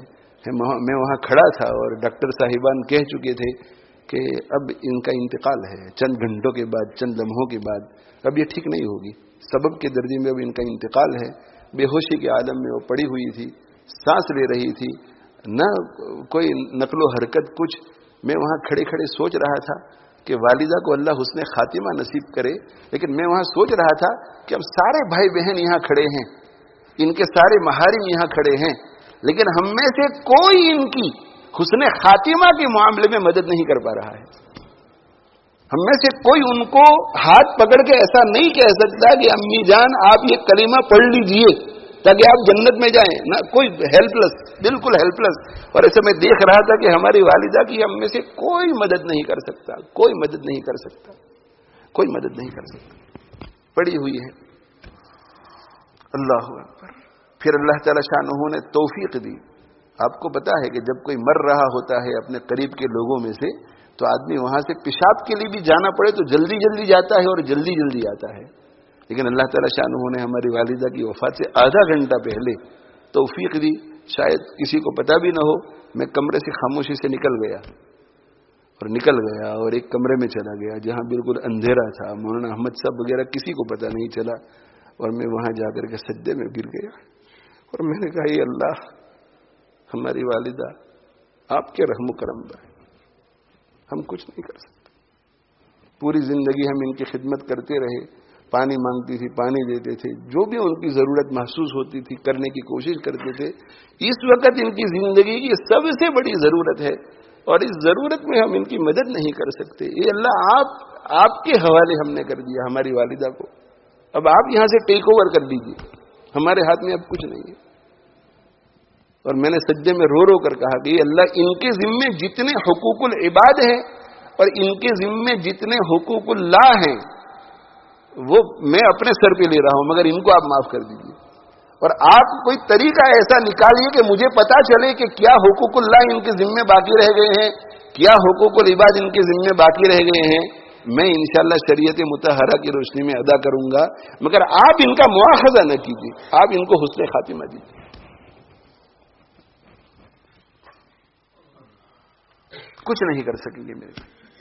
اور مرنے والا رب ارجعون، وہ بھی کہے گا اے اللہ مجھے واپس دنیا میں لوٹا دے، اس لیے کہ تیاری کر کے نہیں آیا۔ رب ارجعون لعلی اعمل صالحا فیما ترکت، وہ جو دنیا میں چھوڑ کے جا رہا ہوں اس میں مجھے واپس بھیج دیجئے تاکہ میں اچھے اعمال کر کے آؤں، پلیز ایک موقع دے دیجئے۔ تو اللہ تعالیٰ کی طرف سے کیا پیغام آئے گا؟ کلا، ہرگز نہیں، چانس چلا گیا، اب تو آخرت میں آنا ہے، پیچھے نہیں جا سکتا۔ تو سوچے، میں جس مستی میں زندگی گزار رہا ہوں، جس نشے میں زندگی گزار رہا ہوں، اگر موت آ گئی تو زید کو بھی بیوقوف بنایا، عمر کو بھی بیوقوف بنایا، خالد کو بھی بیوقوف بنایا، جنید کو بھی بیوقوف بنایا، ہر ایک کو بیوقوف بنا رہے ہیں کسی کو، اور یہ سمجھ بہت ہوشیار، میں بہت ہوشیار، یہی تجھ کو دھن ہے رہوں سب سے بالا، ہو زینت نرالی ہو فیشن نرالا، جیا کرتا ہے کیا یوں ہی مرنے والا، تجھے حسن ظاہر نے دھوکے میں ڈالا۔ یہ حسن ظاہر کہ کرسی میری، دنیا بھر سے لوگ میرے سامنے آ کر کے بیٹھتے ہیں، میرے اشارے پر لوگ چلتے ہیں، میں بہت ہوشیار، سب کو بیوقوف بناتا ہوں، سچ کو غلط، غلط کو سچ ہے۔ بڑی مزے کی زندگی ہے، بڑی مزے کی زندگی ہے، جو چاہتا ہوں وہ ہوتا ہے، جو چاہتا ہوں وہ کرتا ہوں۔ یہ حسن ظاہر ہے، اس نے تجھے دھوکے میں ڈالا ہے۔ یہ حسن ظاہر تجھے دھیرے دھیرے دھیرے دھیرے دھیرے دھیرے موت کے قریب لے جا رہا ہے، اور پھر موت تجھے دبوچ لے گی، اچانک دبوچ لے گی، اور اس وقت تو چیختا چلاتا رہ جائے گا رب ارجعون رب ارجعون رب ارجعون، لیکن نہیں، پھر موقع نہیں ملے گا۔ یہ سوچنا چاہیے میرے بھائی، غور کرنا چاہیے۔ جو موت کو جتنا زیادہ یاد کرے گا وہ گناہوں سے اتنا ہی دور ہوتا چلا جائے گا اور تقوی سے اتنا ہی قریب ہوتا چلا جائے گا۔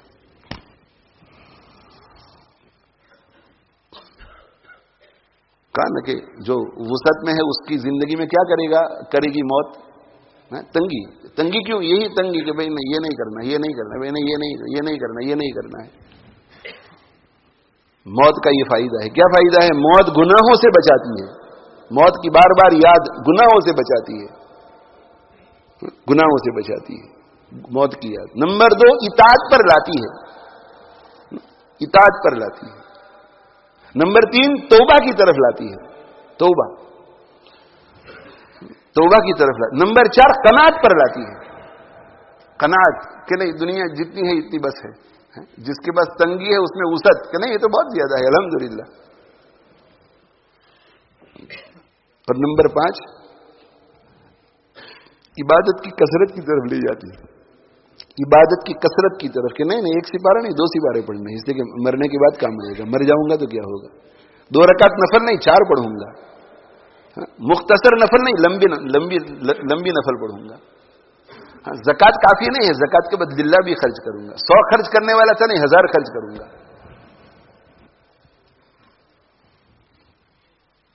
اکڑ کو دور کرتی ہے موت کی یاد، اکڑ، اور تواضع کو لاتی ہے، تواضع کو لاتی ہے۔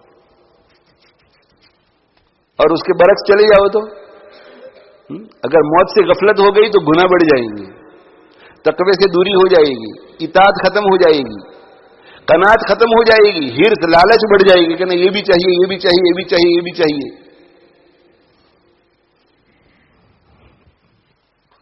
عبادت میں کمی آ جائے گی، موت کی فکر نہیں تو عبادت میں کمی کہ بس 4 فرض پڑھ لی اب ہو گیا، 4 فرض اور 3 وتر پڑھ لی ہو گیا، 4 فرض 3 وتر، چلو 2 سنت مؤکدہ بھی پڑھ لیتے، بس سنت غیر مؤکدہ کی ضرورت نہیں ہے۔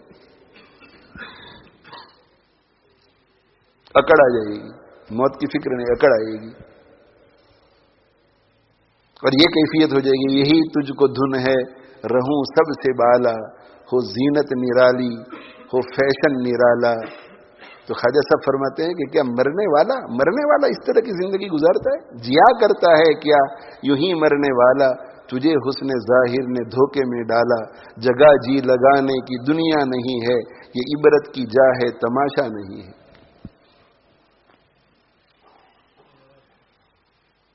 اللہ تعالیٰ مجھے آپ کو عمل کی توفیق عطا فرمائے۔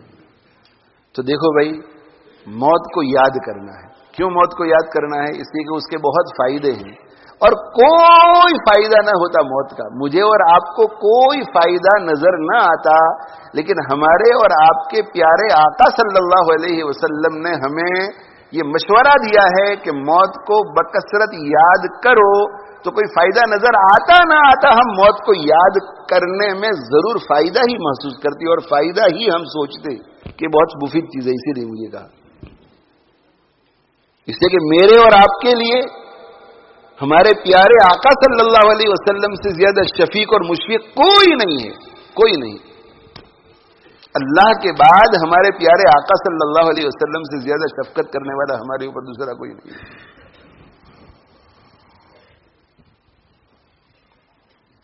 انبیاء علیہم الصلوۃ والسلام کی یہ خاصیت ہوتی ہے کہ وہ مشفق ہوتے ہیں، اور جو انبیاء علیہم السلام کے وارثین ہیں ان کے دلوں میں بھی شفقت ہونی چاہیے۔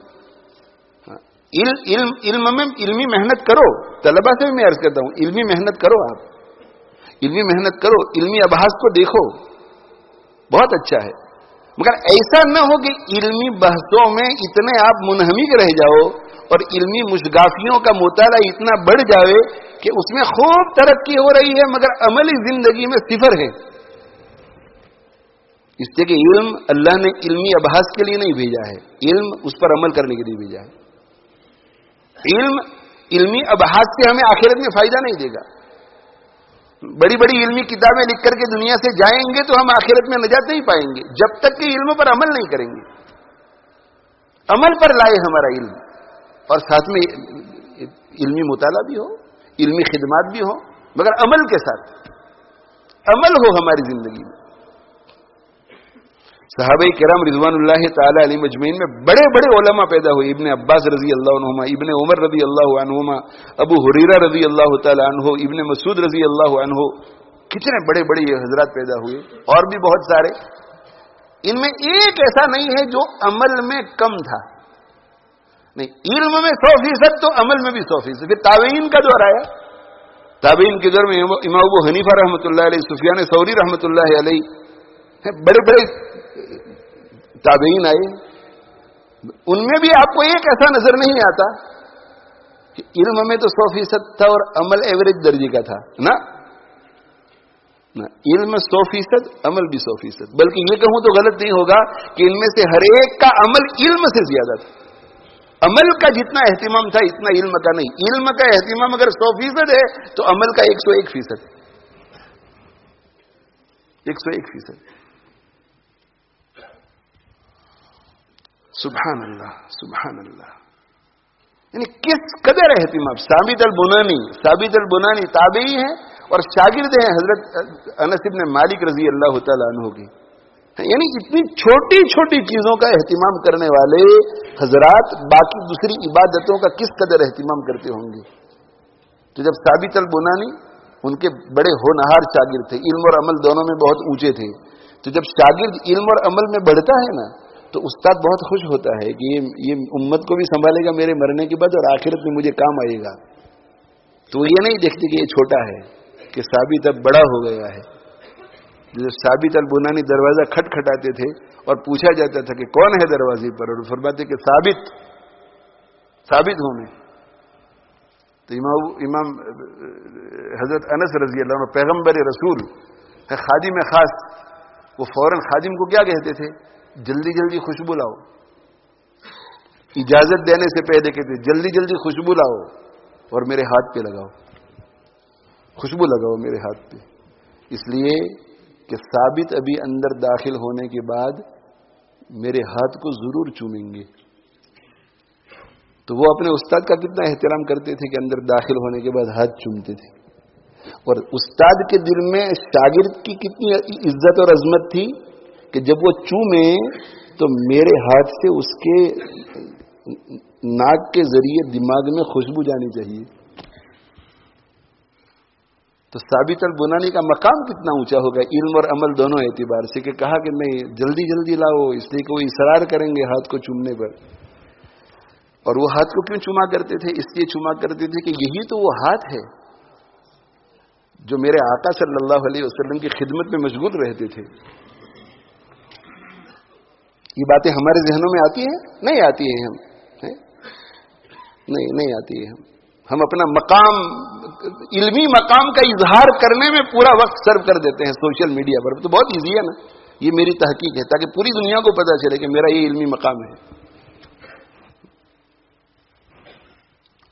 عملی مقام کو بھی دیکھنا چاہیے کہ میرے علمی مقام کے ساتھ عملی مقام کتنا ہے. اور علمی مقام پر بھی غور کرنا چاہیے کہ علمی مقام بھی کتنا ہے. یہ بھی دیکھنا چاہیے کہ حقیقت میں علمی مقام ہے یا نہیں. آج تو اتنا زیادہ مٹیریل ہے کہ ادھر سے کچھ لے لیا، ادھر سے کچھ لے لیا، ادھر سے کچھ لے لیا، ادھر سے کچھ لے لیا، اور یہ ہو گیا تحقیق. حضرت مولانا قمر الزمان صاحب دامت برکاتہم ہمارے یہاں تشریف لائے تھے. اللہ تعالی شان حضرت کی عمر میں صحت میں خوب برکت نصیب فرماوے، فیض کو بہت عام فرمائے. ہمارے مرشد حضرت مولانا قمر الزمان صاحب دامت برکاتہم، اور ہمارے یہاں واز ہوا تو انہوں نے ایک بزرگ کا مقولہ نقل کیا. ان کا نام میں بھول گیا بزرگ کا، بڑے صاحب علم آدمی. انہوں نے کہا کہ اگر دل میں ایسا خیال آئے کہ میں بڑا صاحب علم ہوں تو جن جن لوگوں کے اقوال اور جن لوگوں کی رائے آپ کے ذہن میں ہے نا، ان کو ایک طرف کر دیجئے اور پھر دیکھو کہ آپ کا علم کتنا رہ جاتا ہے. امام ابو حنیفہ نے یہ فرمایا، علامہ قرطبی نے یہ فرمایا، حضرت ابن مسعود نے یہ فرمایا، حضرت شیخ رحمۃ اللہ نے یہ فرمایا، حضرت تھانوی نے یہ فرمایا. تو کہ آپ کو اگر ایسا غرور ہو کہ میرے پاس بہت علم ہے، تو کہ یہ جتنے لوگوں کا علم آپ کے ذہن میں نا، اسے ایک طرف رکھ دو اور پھر دیکھو کہ آپ کا علم کتنا رہ جاتا ہے. ہماری مثال تو میرے بھائی اس فقیر جیسی ہے جو در در کی ٹھوکریں کھاتا ہے اور ہر در پر کہتا ہے کہ اللہ کے نام پہ کچھ دے دو. تو کسی گھر میں سے اس میں دال آ جاتی ہے، کسی گھر میں سے سبزی آ جاتی ہے، کسی گھر میں سے گوشت آ جاتا ہے، کسی گھر میں سے روٹی آ جاتی ہے، کسی گھر میں سے چاول آ جاتا ہے، اور پھر وہ اپنی فیملی کے ساتھ کھانے کے لیے بیٹھتا ہے تو وہ تکبر کبھی نہیں کرتا کہ دیکھو قسم قسم کے کھانے میں تمہارے لیے لے کر آیا ہوں. وہ جانتا ہے کہ میرا کچھ نہیں ہے, سب کچھ دوسروں کا ہے. تو اسی طرح ہم بھی جب بیان کرنے کے لیے بیٹھیں, درس و تدریس کے لیے بیٹھیں, کتاب لکھنے کے لیے بیٹھیں, تو ہم بھی کبھی امام قرطبی کی تفسیر کو دیکھتے ہیں, کبھی تفسیر رازی کو دیکھتے ہیں, کبھی معارف القرآن کو دیکھتے ہیں, کبھی بخاری شریف کو اٹھاتے ہیں, کبھی فلاں چیز کو اٹھاتے ہیں. اور ہم فقیر لوگ ہیں, کشکول میں جو کچھ آ جاتا ہے وہ پھر یہ ہماری جو فیملی ہوتی ہے طالب علموں کے ساتھ, تو اس میں ہم رکھتے ہیں. ہمیں بھی تکبر نہیں کرنا چاہیے, بلکہ پسیج جانا چاہیے اور بہت انکساری اور تواضع میں ڈوب جانا چاہیے کہ اگر ان دینے والوں کا احسان نہ ہوتا تو میرا کشکول خالی ہوتا, میں بیان کیا کرتا.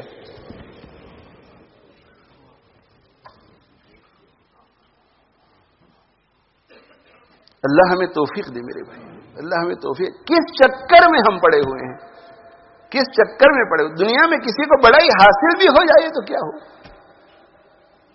بڑائی حاصل بھی ہو جائے تو کیا ہو. دنیا کی بڑائی لے کر کہاں جائیں گے, دنیا کی واہوا لے کر کہاں جائیں گے. پوری دنیا ہماری تعریف میں رطب اللسان ہو, پوری دنیا. ایک صحابی رضی اللہ تعالیٰ عنہ کی اللہ کے نبی صلی اللہ علیہ وسلم کی موجودگی میں تعریف ہونے لگی, رونگٹے کھڑے ہو جائیں گے حدیث سن کر سمجھنے والوں کی. تعریف ہونے لگی. اللہ کے نبی صلی اللہ علیہ وآلہ وسلم نے جب تعریف سنی اس صحابی کی تو پوچھا کہ موت کو وہ کتنا یاد کرتے ہیں. اللہ اکبر. یہ نہیں پوچھا کہ تہجد کتنی پڑھتے ہیں, یہ نہیں پوچھا کہ حدیثیں ان کو کتنی یاد ہے. تعریف کی تو کہا موت کو کتنا یاد کرتے ہیں, موت کو کتنا یاد کرتے ہیں. تو صحابہ کرام رضوان اللہ تعالی علیہ مجمعین نے فرمایا کہ اس سلسلے میں تو اتنا کچھ ہم نے محسوس نہیں کیا, یعنی یاد کرتے کم یاد کرتے ہیں, موت کو اتنا نہیں. دنیوی لذات میں انہماک سے بچنے کے سلسلے میں ان کا کیا عالم ہے. اب ظاہر ہے کہ وہ گناہوں والی لذت تو تھی نہیں, ایسے ہی ایکسٹرا لذت ہے جس میں ہم لوگ منہمی کے. اس لیے ایک چیز ہم نے سیکھ لی ہے نا, کیا سیکھ لی ہے, جائز تو ہے نا, یعنی نفس کے خلاف کوئی کام نہیں کرنے کا, جائز تو ہے نا. کبھی ایسی کٹوتی نہیں کہ بھئی کبھی تو نفس کو کمزور کرنے کے لیے جائز چیز سے بھی اسے محروم کریں, کبھی تو ہم ایسا کریں. ہم اپنے نفس پر سختی کرنے سے زیادہ تو اپنی اولاد پہ سختی کرتے ہیں. اپنی اولاد سے اتنا پیار نہیں کرتے جتنا ہم ہمارے نفس امارہ سے پیار کرتے ہیں. بچہ بھی جاگنا چاہتا ہے 10 بجے کے بعد تو اسے بھی جبر کر کے سلا دیتے ہیں کہ نہیں 10 بج گئے سو جانا پڑے گا بیٹا, no you have to go to sleep. بچے کی بھی ہر بات نہیں چلنے دیتا. آئس کریم کھانا ہے, نہیں آج نہیں, کل بھی کھائی تھی تم نے, پرسوں بھی کھائی تھی, آج نہیں. بچوں سے زیادہ پیار ہم نفس سے کرتے ہیں. نفس جو مانگتا ہے ہم اسے دے دیتے ہیں, جو چاہیے نفس کو ہم اسے دے دیتے ہیں. یعنی جائز خواہشات. تو کہ خواہشات کے معاملے میں کیسا طریقہ ہے ان کا. تو صحابہ کرام رضوان اللہ تعالی علیہ مجمعین نے فرمایا کہ اس معاملے میں بھی کوئی خاص چیز ہم نے نہیں دیکھی, کوئی خاص چیز ہم نے نہیں دیکھی. مطلب ہے کہ صحابی تھے, اس لیے گناہ وغیرہ میں تو مبتلا نہیں تھے. تو حضرت نے کیا فرمایا, حضرت صلی اللہ علیہ وسلم نے فرمایا کہ اگر وہ موت کو بکثرت یاد نہیں کرتے اور خواہشات کو پورا کرنے کے معاملے میں ایسے ہیں جیسے آپ کہہ رہے ہیں, تو پھر وہ اس تعریف کے مستحق نہیں ہے جو تم ان کے بارے میں کر رہے ہو. اس تعریف کے مستحق نہیں ہے. بہت تم نے تعریف کر ڈالی ہوتی, اس کے مستحق نہیں.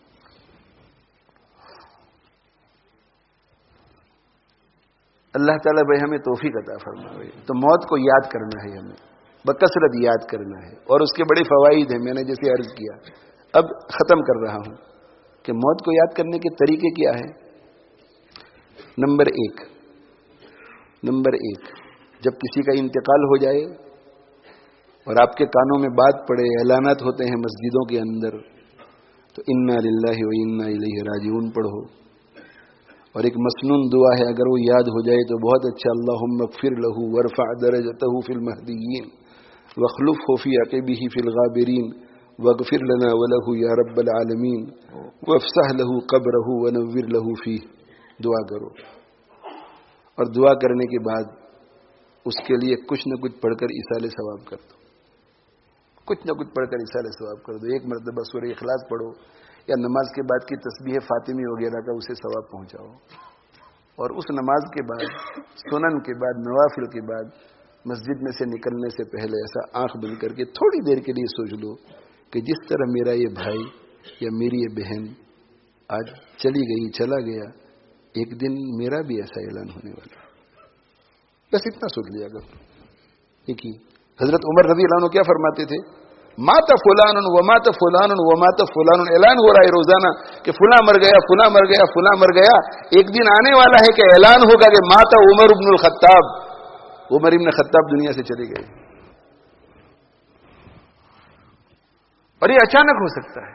امام بخاری رحمۃ اللہ علیہ کے مشہور اشعار ہے، اغتنم فی الفراغ فضل رکوع عسى ان يكون موتك بغتة کم صحیح رأیت من غیر سقم ذهبت نفسه الصحیحة فلتة. حضرت فرماتے ہیں کہ اللہ نے فراغت کا وقت دیا ہے، ابھی زندہ بھی ہیں، کچھ وقت بھی ہے، اس میں کچھ ایکسٹرا عبادت بھی کر لیا کرو، تھوڑی بہت ایکسٹرا. اغتنم فی الفراغ فضل رکوع، زائد رکوع کر لو، زائد سجدہ کر لو. کیوں؟ عسى ان يكون موتك بغتة، ہو سکتا ہے کہ تمہاری موت اچانک آ جائے، اچانک آ جائے. کم صحیح رأیت من غیر سقم، کتنے ایسے لوگوں کو میں نے دیکھا کہ بالکل تندرست تھے، بیماری بالکل نہیں. ذهبت نفسه الصحیحة فلتة، لیکن ان کی تندرست جان اچانک نکل گئی، اچانک چلی گئی. آگاہ اپنی موت سے کوئی بشر نہیں، آگاہ اپنی موت سے کوئی بشر نہیں. ہمیں سب کو یہ تو معلوم ہے کہ مرنا ہے، لیکن کب مرنا ہے وہ کسی کو پتا نہیں. آگاہ اپنی موت سے کوئی بشر نہیں. سامان 100 برس کا ہے، کل کی خبر نہیں، بلکہ سامان 100 برس کا ہے، پل کی خبر نہیں. ایسا سوچا کرو. میں بھی ہو سکتا ہے آپ میں سے کسی کو فائدہ پہنچے. میں بھی اب زندگی کے آخری مرحلے میں پہنچا ہوں.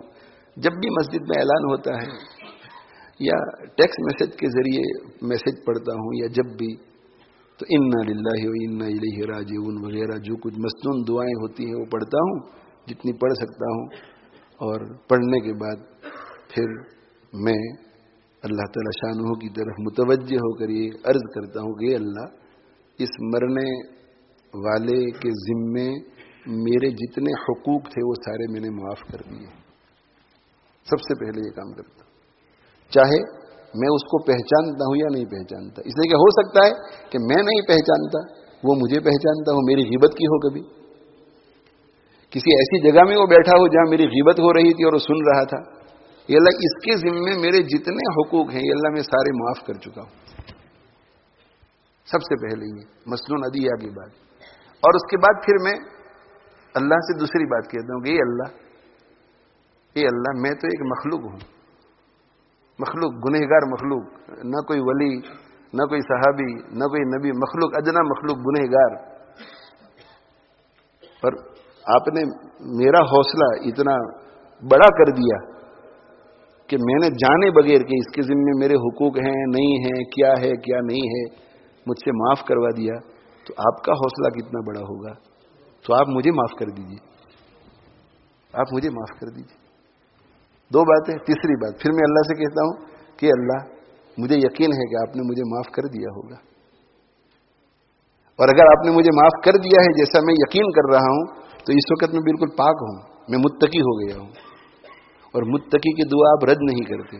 تو میں آپ سے دعا کرتا ہوں کہ اس مرنے والی کو معاف کر دیں. اور اس کے بعد پھر نمازوں کے بعد کے جو وظائف ہوتے ہیں وہ پڑھ کر کے اس کا ثواب پہنچا دیتا ہوں.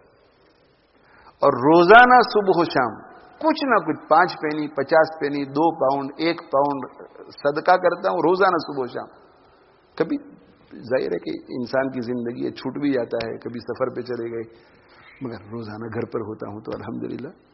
اور اس میں اور بہت ساری نیتوں کے ساتھ ایک نیت یہ ہوتی ہے کہ اللہ، امت مسلمہ کے جتنے مسلمان آپ کی بارگاہ میں پہنچے ہوئے ہیں ان سب کو اس کا ثواب پہنچا دیجیے روزانہ.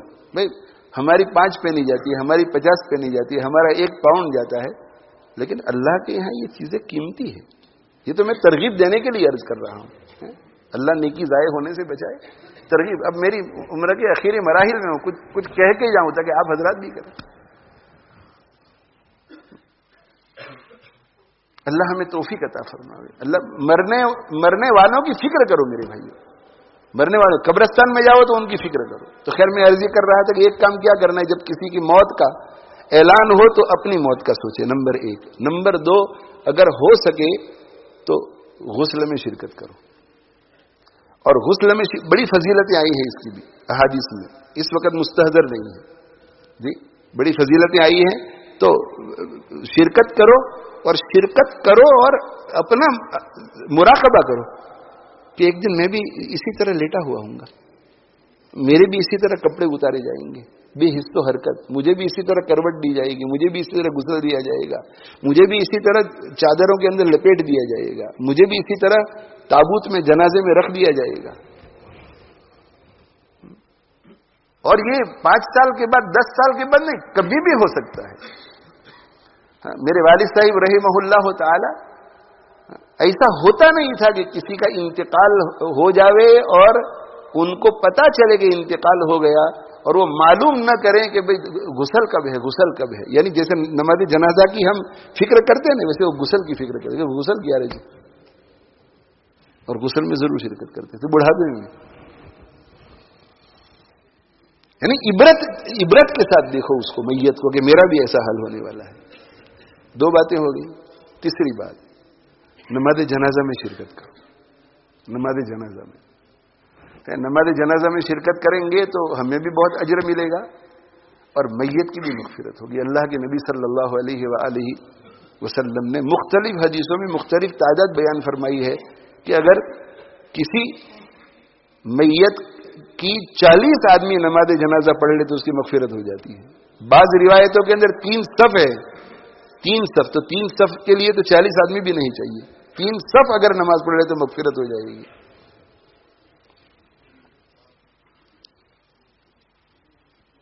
تو یہ تو میت کا فائدہ ہوا. ہمارے جانے کی وجہ سے میت کے جو رشتہ دار ہیں ان کو بھی بہت فائدہ ہوتا ہے کہ اتنے لوگ آئے اور اتنے لوگوں نے نماز جنازہ پڑھی اور ہمارے مرحوم کے لیے دعائیں کی, تو ضرور ہمارے ابا جنت میں گئے ہوں گے, ضرور ہمارے ابا, ان کو بھی فائدہ ہوگا. اور ہمیں کیا فائدہ ہوگا؟ ہمیں یہ فائدہ ہوگا کہ حضور صلی اللہ علیہ وسلم نے ارشاد فرمایا کہ جب کوئی شخص نماز جنازہ میں شرکت کرتا ہے تو 1 قیرات ثواب ملتا ہے, اور پھر اس کے بعد تدفین تک رہتا ہے, دفن کرنے تک تو 2 قیرات. اور 1 قیرات کتنا ہے؟ جبل احد سے بھی زیادہ, احد پہاڑ سے بھی زیادہ. اور یہ احد پہاڑ ہم زیارت کرنے کے لیے جاتے ہیں نا, احد پہاڑ اتنا ہی نہیں ہے. احد پہاڑ اتنا نہیں ہے. کتنا ہے یاد رہا آپ کو مولانا؟ احد پہاڑ کتنا ہے جانتے ہو؟ جہاں احد پہاڑ ہے نا وہاں سے 7 یا 17 کلومیٹر لمبا ہے. 7 یا 17 کلومیٹر رائٹ ہینڈ سائڈ پر جہاں ہم جا کر کے زیارت کرتے ہیں نا, وہ حضرت حمزہ رضی اللہ عنہ وغیرہ مدفون ہے, تو 7 یا 17 کلومیٹر, مجھے ابھی یاد نہیں رہا. اور پیچھے کی طرف 1.5 یا 3 کلومیٹر پیچھے, ایسے پیچھے جاتا ہے. اتنا بڑا جبل احد ہے. تو یہ جبل احد کی جو مقدار ہے اس سے بھی زیادہ ثواب ملتا ہے اگر کوئی نماز جنازہ پڑھتا ہے, اور پھر اتنا ہی ثواب ملتا ہے اگر کوئی تدفین میں شرکت کرتا ہے. حضرت ابو ہریرہ رضی اللہ تعالی عنہ نے جب یہ حدیث بیان کی تو حضرت ابن عمر رضی اللہ تعالی عنہما کو اعتراض ہوا, اس لیے کہ انہوں نے یہ حدیث سنی نہیں تھی کہ اچھا اتنا ثواب ہے اس کا, یعنی تدفین کا بھی. اس لیے کہ وہ دینی خدمت میں مشغول رہتے تھے تو نماز جنازہ پڑھ کر واپس چلے جاتے تھے. تو کہا اچھا تدفین کا بھی اتنا ثواب ہے, میں تو تدفین میں شرکت ہی نہیں کرتا تھا, مجھے تو پتا ہی نہیں تھا.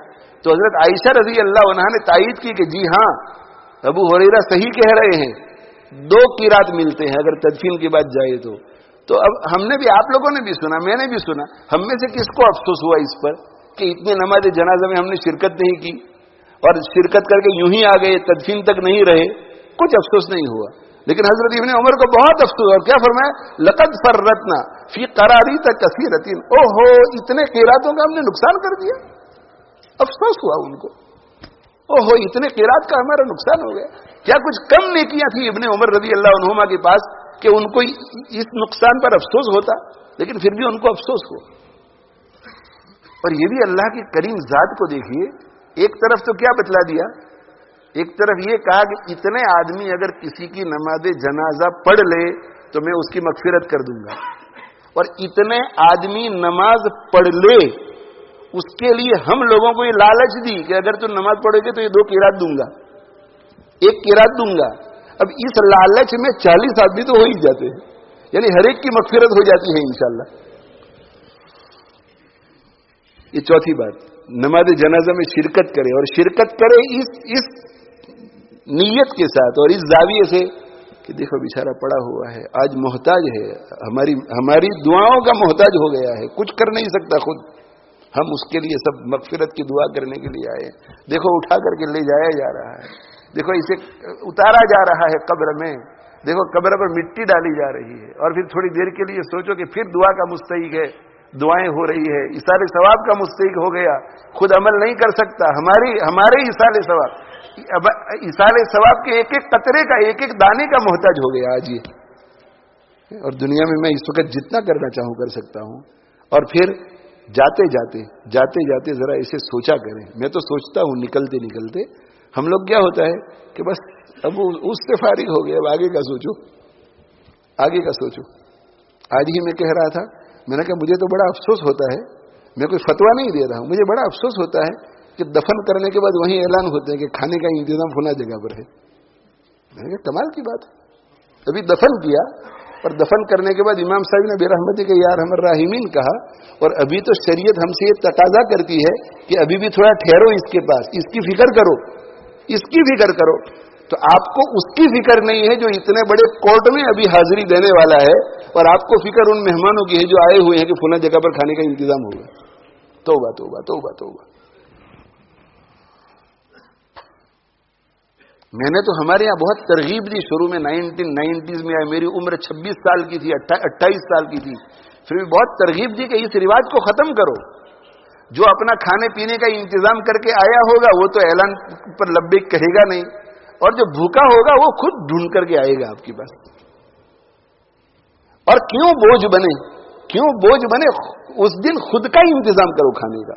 اب تو لوگوں کے پاس پیسے بھی ہیں, لوگوں کے پاس ٹیک اویز بھی بہت ساری ہیں, اور ہر شہر کے اندر ہمارے دوسرے تعلق والے ہوتے ہیں, کیوں ان پر بوجھ ہی کیوں بنتے ہیں؟ تو اعلان ہوتا ہے کہ فلاں جگہ کھانے کے لیے بھائی آ جانا سب. تو یہ دیکھو کہ چلتے چلتے کہ بیچارہ اکیلا رہ گیا. مولانا مرغوب صاحب اکیلے رہ جائیں گے, مولانا اقبال صاحب اکیلے رہ جائیں گے, ہمارے ڈاکٹر صاحب اکیلے رہ جائیں گے. اور ہمارا وہاں کتنے لوگ تعاون کریں گے تدفین کے فوراً بعد, اس کا اندازہ آپ اس سے لگائیے کہ آپ تدفین کے بعد 1 گھنٹے 2 گھنٹے 3 گھنٹے 4 گھنٹے میں اس کا کتنا خیال رکھتے ہیں, کتنا خیال رکھتے ہیں. آپ جب واپس آ رہے ہوتے ہیں اپنے دوست کو دفن کرنے کے بعد, ماں کو دفن کرنے کے بعد, باپ کو دفن کرنے کے بعد, مس کرتے ہوں گے آپ, وہ میں نہیں کہہ رہا ہوں, مس کرتے ہوں گے کہ ماں چلی گئی.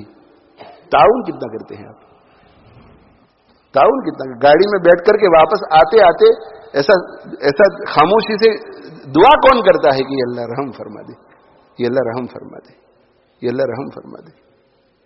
واپس آنے کے بعد کہ نہیں آج 24 آور مجھے بہت اہتمام سے خوب بھیجنا ہے, وہاں خوب بھیجنا ہے, کہیں عذاب میں گرفتار نہ ہو, کہیں عذاب میں گرفتار نہ ہو.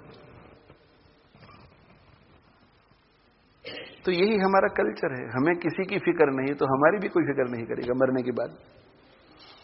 ایسا سوچو کہ دیکھو اسے چھوڑ کر کے سب جا رہے ہیں, اور پھر اگر کاش کے ایسا ہو سکتا کہ کسی کو بٹھایا جا سکتا کہ دیکھو ان کو ہم کل دفن کر کے آئے ہیں, اب ذرا آپ صبح سے شام تک جب تک قبرستان بند نہ ہو یہاں کھڑے رہیں, اور کھڑے رہ کر کے دیکھیں کہ کتنے لوگ آتے ہیں.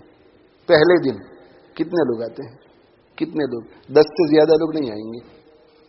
وہ جو مجمع تھا نا 500 آدمیوں کا, اس میں سے 10 سے زیادہ نہیں آئیں گے. دوسرے دن پھر دیکھو 2-3 کے سوا نہیں آئیں گے. تیسرے دن پھر دیکھو 1-2 کے سوا نہیں آئیں گے. اور یہ تو میں ان گھرانوں کی بات کر رہا ہوں جو دیندار ہے, جو بے دین ہے اس میں تو کوئی نہیں آتا.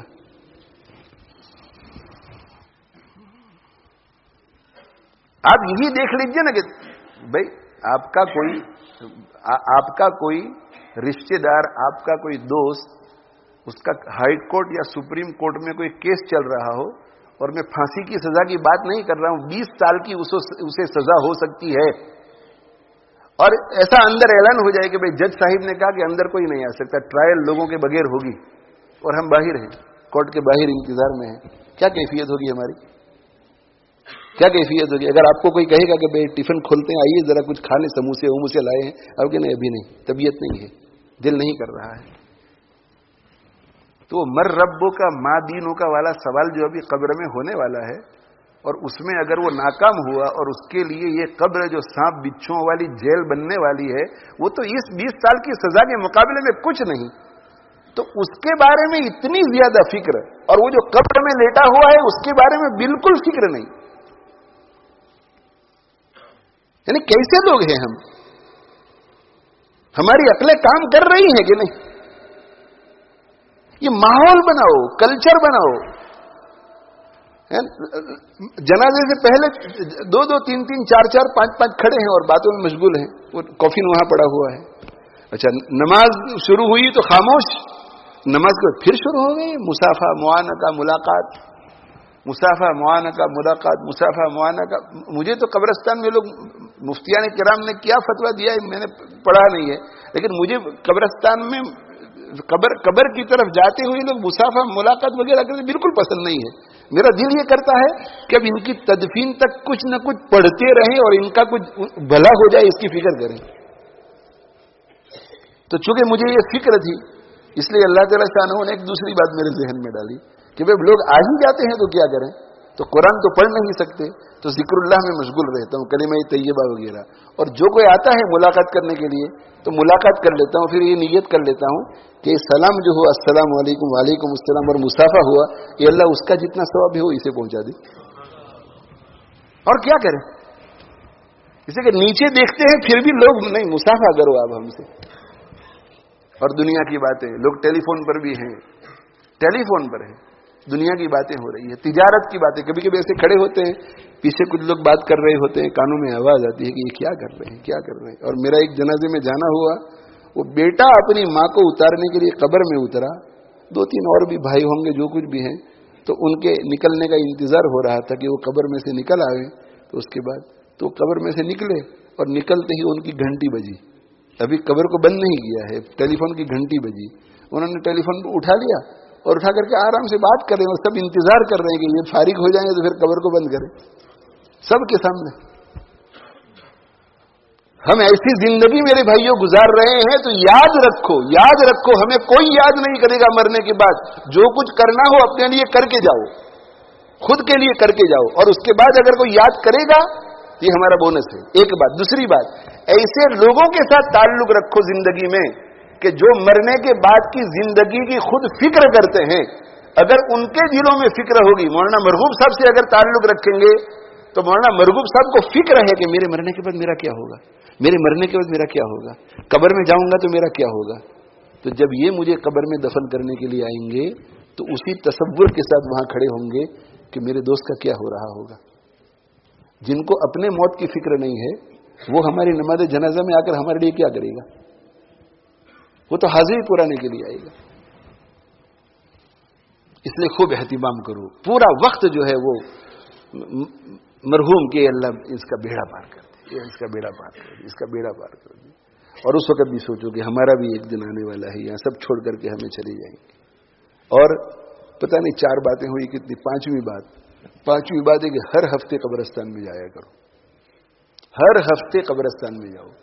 ہاں، سیٹرڈے سنڈے کوئی دن فکس کر لو. سنڈے والا دن لوگوں کے لیے بہتر رہتا ہے، آرام سے اٹھتے ہیں، برنچ کرتے ہیں، برنچ کے بعد ظہر سے پہلے ہو اپنا جو کوئی ہو والد ہے وغیرہ ان کی قبر پر اسپیشل جاؤ، اور پھر 1 مرتبہ یاسین شریف پورے قبرستان والوں کے لیے پڑھو اور ان کے لیے ثواب پہنچاؤ. اور ثواب پہنچانے کے بعد پھر ایسے ذرا نظر ڈالو، اور نظر ڈال کر کے سوچو کہ عمریں دیکھو. میں تو عمریں بھی دیکھتا ہوں، اوہ یہ 25 سال کی عمر میں انتقال کر گیا، اوہ یہ 18 سال کی عمر میں انتقال کر گیا، اوہ یہ دیکھو 30 سال کی عمر میں انتقال کر گیا. پھر دیکھو پورے قبرستان میں ایسا دیکھو، پورے قبرستان میں دیکھو کہ کوئی نہیں ہے میرے سوا، صرف 2-3 آدمی ہیں.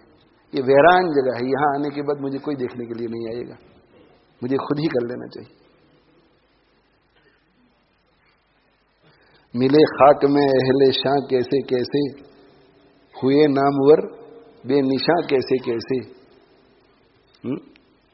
مکی ہو گئے لامکاں کیسے کیسے، زمیں کھا گئی آسماں کیسے کیسے. تو قبرستان جائے کرو، ہفتے میں ایک مرتبہ، 2 ہفتے میں ایک مرتبہ، مہینے میں ایک مرتبہ.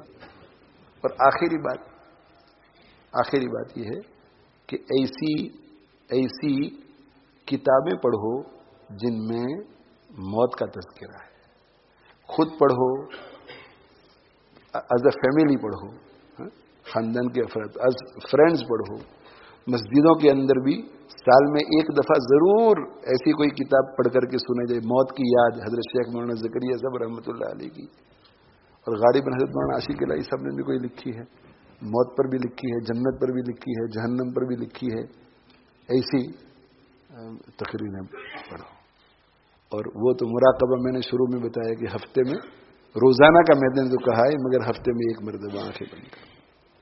اللہ تعالی شانہ مجھے آپ کو عمل کی توفیق عطا فرمائے. اللہ تعالی شانہ مجھے آپ کو عمل کی توفیق عطا فرمائے. میرا یہ معمول ہے، اس سے بھی شاید کسی کو فائدہ پہنچے، کہ میں جب بھی کسی ملک میں جاتا ہوں تو کوشش میری پوری ہوتی ہے کہ وہاں کے قبرستان میں جاؤں. اس لیے کہ جن ملکوں میں جاتا ہوں تو وہاں میرے رشتہ دار بہت کم ہیں، تو جانا تو ہوتا ہے دین کی خدمت کے لیے. تو اس نیت سے جاتے ہیں کہ وہ جائیں گے، وہاں مجالس ہوں گی، بیانات ہوں گے، اور لوگ توبہ کریں گے اور جنت میں جائیں گے. تو یہ تو ابھی زندہ ہے. تو وہ جو قبرستان میں ہے ان کی بھی تو فکر کرنی چاہیے، وہاں تک گئے ہیں. تو میرا معمول یہ ہے کہ جیسے ہی میں ایئرپورٹ سے نکلتا ہوں باہر، تو ملاقات کرتا ہوں دوستوں سے، اور پھر گاڑی میں بیٹھتا ہوں، اور گاڑی میں بیٹھ کر کے گاڑی چلتی ہے تو سب سے پہلے ایک مرتبہ یاسین شریف پڑھ کر میں اس ملک کے جتنے ایمان والے انتقال کر چکے ہیں ان کے لیے سارے ثواب کرتا ہوں. کہ بھئی میں تو آیا ہی ہوں لوگوں کو جنت میں داخل کرنے کے لیے، جنت کا راستہ بتلانے کے لیے. تو وہ تو بیچارے، ان کا تو اب سوائے ایصال ثواب کے کچھ نہیں. یہ کرتا ہوں. اور پھر یہ کوشش کرتا ہوں کہ کسی نہ کسی موقع پر قبرستان میں ہم چلے جائیں تو اپنے دوست احباب بھی ساتھ ہوتے ہیں. تو اگر وقت ہوتا ہے، یعنی مطلب ہے کہ جاتے تو ہیں 99%، جا کر کے ذرا فاتحہ واتحہ جو کچھ پڑھنا ہو پڑھتے ہیں. ہمارے جو اپنے خاص تعلق والے لوگ ہوتے ہیں یا وہاں کے نیک صلحہ لوگ ہوتے ہیں دین کے خدام، تو ان کے پاس تھوڑا تھوڑا جاتے ہیں. اور پھر میں میرے سب رفقا سے کہتا ہوں کہ بھائی اب نیکسٹ 15-20 منٹس کے لیے سب سپریڈ آؤٹ ہو جاؤ پورے قبرستان میں، اور اللہ جس رخ پہ لے جائے بس قبروں کے بیچ میں سے ایسے چلو، اور عبرت کی نگاہ سے دیکھتے دیکھتے چلو، اور ذرا قرآن جہرن پڑھ کر کے چلو، اس طرح کی قبر تک آواز پہنچے، اس نیت سے کہ اللہ اس قرآن کی برکت سے ان کی مغفرت فرما. ہو سکتا ہے کسی کی مغفرت ہو جائے. تو جانا چاہیے قبرستان اپنی عبرت کے لیے، ان کو فائدہ پہنچانے کے لیے. ہمارے یہاں سے، میں نے ہمارے یہاں، یہ شاید اہل مدارس کو اس سے نفع ہو جائے کہ ہم نے مدرسے میں ایسا نظام بنایا ہے کہ ایوری سیٹرڈے کو دوپہر کے وقت ایک جماعت طلباء کی چلی جاتی ہے قبرستان. 5 آدمی، 7 آدمی، 10 آدمی چلی جاتی ہے اور تھوڑی دیر وقت گزار کر آ جاتی ہے. اس کے پیچھے مقصد کیا ہے؟ مقصد نمبر 1 یہی کہ ہمارے ان طلباء کو موت یاد آئے، ہمارے ان طلباء کو موت یاد آئے. ایک مقصد یہ ہوتا ہے کہ موت یاد آئے ان کو، تاکہ ہمارے طلباء کے اندر نیکی آئے. مدارس میں اس کی خوب محنت کرو، خوب محنت کرو کہ علمی محنت کے ساتھ ساتھ عملی محنت بھی، اور عملی محنت ایسی کراؤ کہ جس سے ان کی تعلیم میں حرج نہ ہو. تو یہ ان کو ایک یہ بات ہے. دوسری بات یہ کہ طلباء ہیں جن کے قدموں کے نیچے فرشتے پر بچھاتے ہیں، یہ اللہ کے راستے میں ہے اس وقت نکلے ہوئے، تو انشاءاللہ یہ جائیں گے قبرستان میں تو ان کی مغفرت کی دعا کرنے سے انشاءاللہ مغفرت ہو جائے گی ان لوگوں کی. 2 باتیں. اور تیسری بات اس لیے بھی کرتے ہیں یہ کہ اسلامک دعوی اکیڈمی کا قیام اسی لیے عمل میں آیا ہے کہ لوگ جنت میں جائیں. تو جو زندہ ہیں ان کے لیے تو ہم بہت پروگرام کرتے ہیں، تو جو انتقال کر چکے ہیں ان کے لیے بھی تو ہمیں کچھ کرنا چاہیے. تو اس لیے کہتے کہ بھئی ایک جماعت وہاں جائے اور جا کر کے ان کو ثواب پہنچائے تاکہ ان کا دل خوش ہو، اور جو جنتی لوگ ہیں ان کی توجہ بھی ملے ادارے کو. تو یہ فکر بھی کرنی چاہیے ہمیں، اپنی بھی فکر کرو، دوسروں کی بھی فکر کرو، اور موت کو خوب یاد کرو. جن حضرات کا اس روسیہ سے تعلق ہے ان کے لیے معمول میں داخل ہے ہمارے، اور سبھی انشاءاللہ اس کو کرو. یہ خیال مت آنے دو کہ اوہ آج میں نے مراقبہ کیا تو ساری لذتیں ہی ختم ہو گئی. تو لذتوں کو ختم کرنے ہی کے لیے تو کرنا ہے، ناجائز لذتوں کو ختم کرنے کے لیے ہی تو موت کو یاد کرنا ہے. لوگ گھبراتے ہیں، لذتیں موت کو یاد کریں گے تو لذتیں ختم ہو جائیں گی، یعنی لوگ گھبراتے ہیں کہ کہیں گناہ ختم نہ ہو جائے. گناہ، یہ گناہوں کو ختم کرنے ہی کے لیے تو موت کو یاد کرنا ہے. اللہ تعالی شانہ مجھے آپ کو عمل کی توفیق عطا فرمائے. ایک دن مرنا ہے، آخر موت ہے، کر لے جو کرنا ہے، آخر موت ہے. نہ کچھ مال و دولت نہ دھن جائے گا، فقط ساتھ تیرے کفن جائے گا. اللہ تعالی شانہ مجھے آپ کو عمل کی توفیق دے. وآخر دعوانا ان الحمد للہ رب العالمین وصلی اللہ علی نبینا محمد وعلی آلہ واصحابہ اجمعین. اللهم لك الحمد كما أنت أهله فصل وسلم على سيدنا محمد كما أنت أهله وفعل بنا ما أنت أهله فإنك أهل التقوى وأهل المغفرة. ربنا اغفر لنا وتب علينا إنك أنت التواب الرحيم. اللهم بارك لنا فيما آتيتنا وقنا واصرف عنا شر ما قضيت لنا. اللهم الطف بنا في تيسير كل عسير فإن تيسير كل عسير عليك يسير. اللهم اهدنا واهد الناس جميعا واجعلنا سببا لمن اهتدى. اللهم اهدنا بفضلك فيمن هديت وعافنا فيمن عافيت وتولنا فيمن توليت وبارك لنا فيما آتيت وقنا واصرف عنا شر ما قضيت فإنك تقضي ولا يقضى عليك إنه لا يذل من واليت ولا يعز من عاديت تباركت ربنا وتعاليت. نستغفرك اللهم ونتوب إليك. وصلى الله على النبي الأمي. اللهم اغفر للمؤمنين والمؤمنات والمسلمين والمسلمات وألف بين قلوبهم وأصلح ذات بينهم وانصرهم على عدوك وعدوهم. اللهم اجمع كلمتهم على الحق ووحد صفوفهم. اللهم أنقذ إخواننا المسلمين المظلومين في كل مكان. اللهم انصرهم ولا تنصر عليهم. اللهم امكر لهم ولا تمكر عليهم. اللهم زدهم ولا تنقصهم.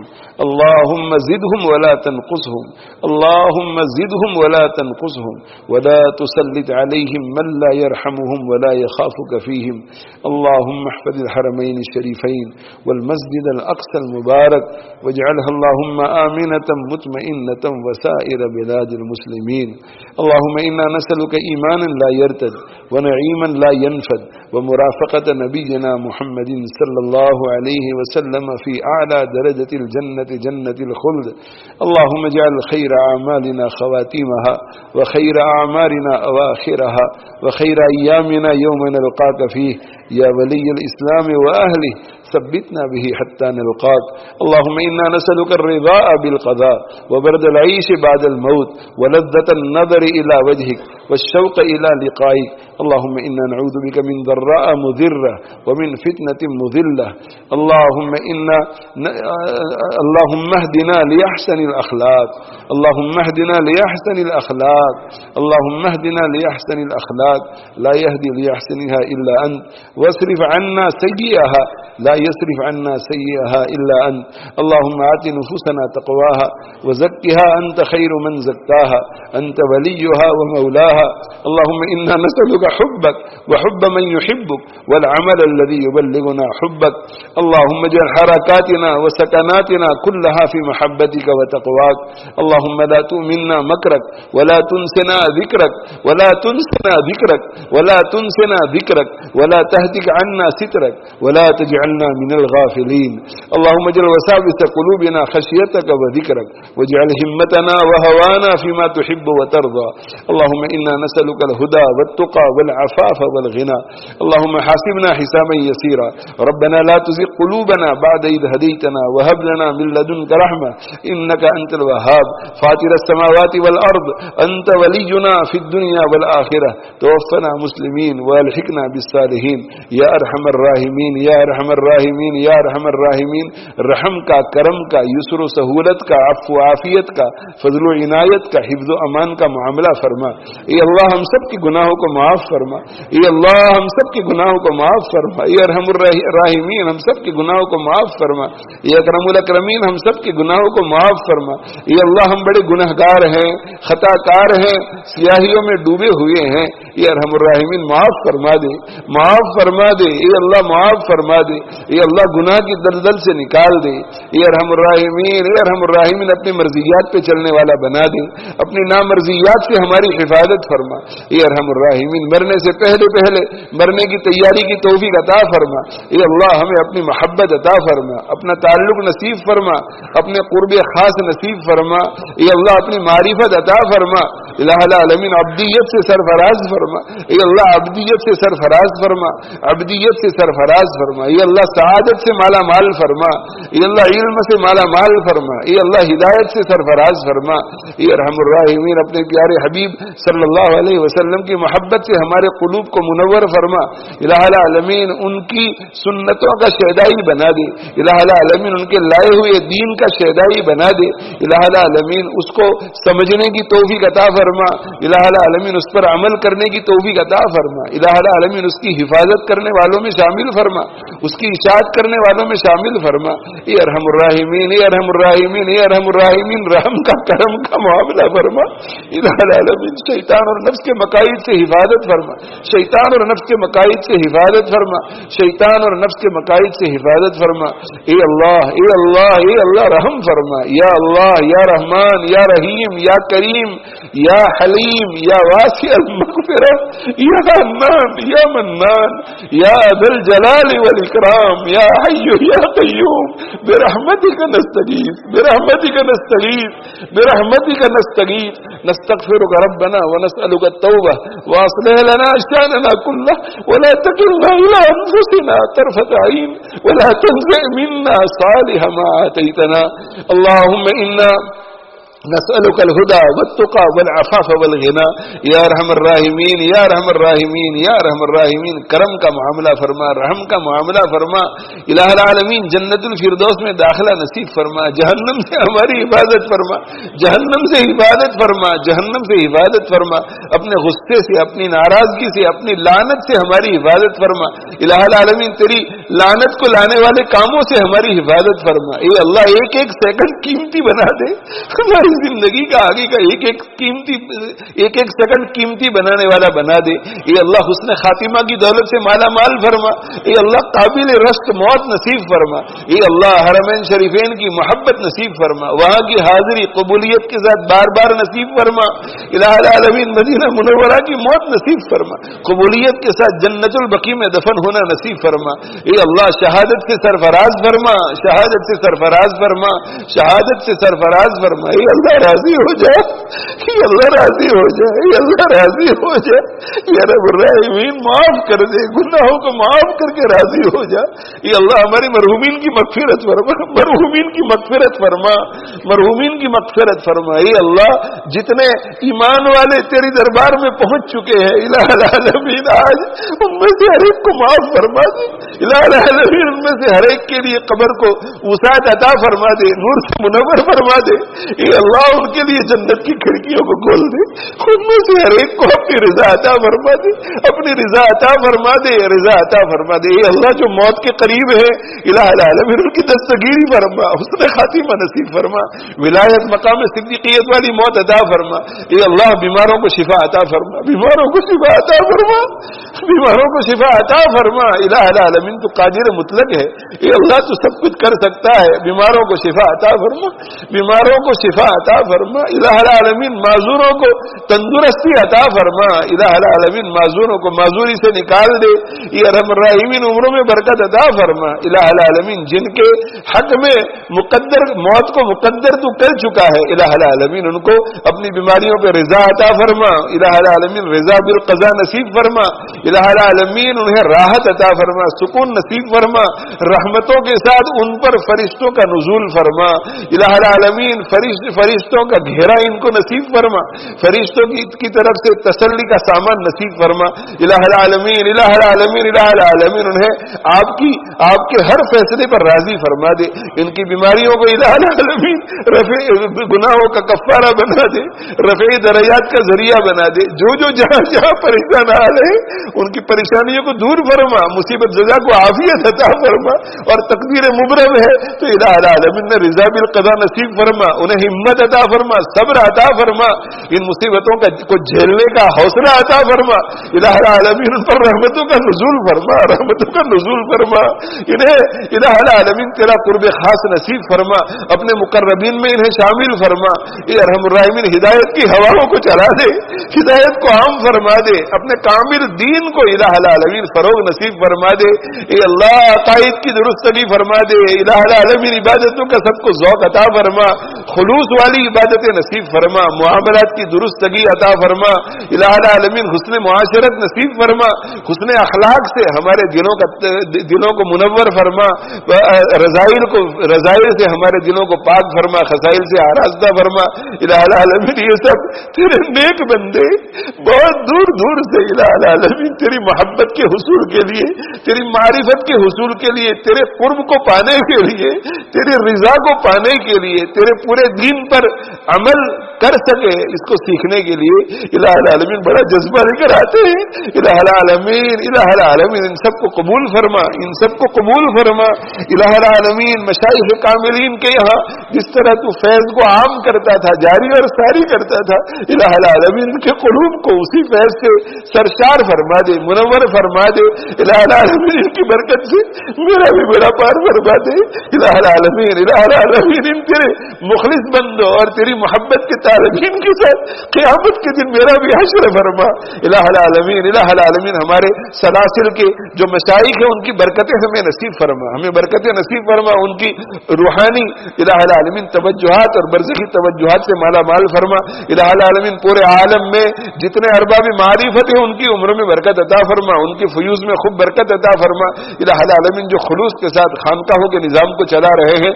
الہ العالمین ان کو بھی خوب برکتیں عطا فرما، الہ العالمین پورے عالم میں دین کی جتنی محنتیں جس لائن سے ہو رہی ہیں، جس لائن سے لوگ جد و جہد کر رہے ہیں سب کو قبول فرما، سب کو قبول فرما، سب کی نصرت فرما، سب کا رحمتوں کا نصرتوں کا نزول فرما، یہ ارحم الراحمین جو مانگا وہ بھی عطا فرما، مانگنا چاہیے تھا نہیں مانگ سکے وہ بھی عطا فرما، یہ اللہ تو ہم سب کی مرادوں کو جانتا ہے، الہ العالمین ہم سب کی جائز نہیں مرادیں پوری فرما، الہ العالمین غفلت سے نکال دے، غفلت سے نکال دے، ہمیں الہ العالمین ہمارے قلوب کو ذاکر بنا دے، ہمارے قلوب کو ذاکر بنا دے، الہ العالمین کتاب اللہ سنت رسول اللہ صلی اللہ علیہ وسلم سے خوب وابستگی عطا فرما، الہ العالمین اہل سنت والجماعت کے طریق پر گامزن فرما، الہ العالمین ہمارے اکابر ہمارے مشائخ الہ العالمین علماء دیوبند کے طریق پر ہمیں چلنے کی توفیق عطا فرما، مزاج شریعت کو سمجھنے کی توفیق عطا فرما، الہ العالمین شیطان اور نفس کے مقاصد سے حفاظت فرما، پھسلنے سے ہمیں بچا لے، پھسلنے سے بچا لے، علماء حق کا اور الہ العالمین علماء ربانی کی معیت عطا فرما، الہ العالمین محض اپنے لطف و کرم سے اپنے نبی صلی اللہ علیہ وسلم کے توفیل ہماری دعاؤں کو قبول فرما، جن بھائیوں نے بہنوں نے دعاؤں کے لیے کہا ہے لکھا ہے، جو ہم سے متوقع ہے، جن کا ہم پر حق بنتا ہے، جو ہم سے محبت رکھتے ہیں تعلق رکھتے ہیں، خصوصاً ہمارے ماں باپ ہمارے اساتذہ ہمارے مشائخ محبین محسنین سبھی کے تمام جائز نیک مقاصد کو پورا فرما، ربنا تقبل منا انک انت السمیع العلیم وتب علینا انک انت التواب الرحیم، وصلی اللہ تعالی علی خیر خلقہ سیدنا و مولانا محمد وآلہ وصحبہ اجمعین برحمتک یا ارحم الراحمین۔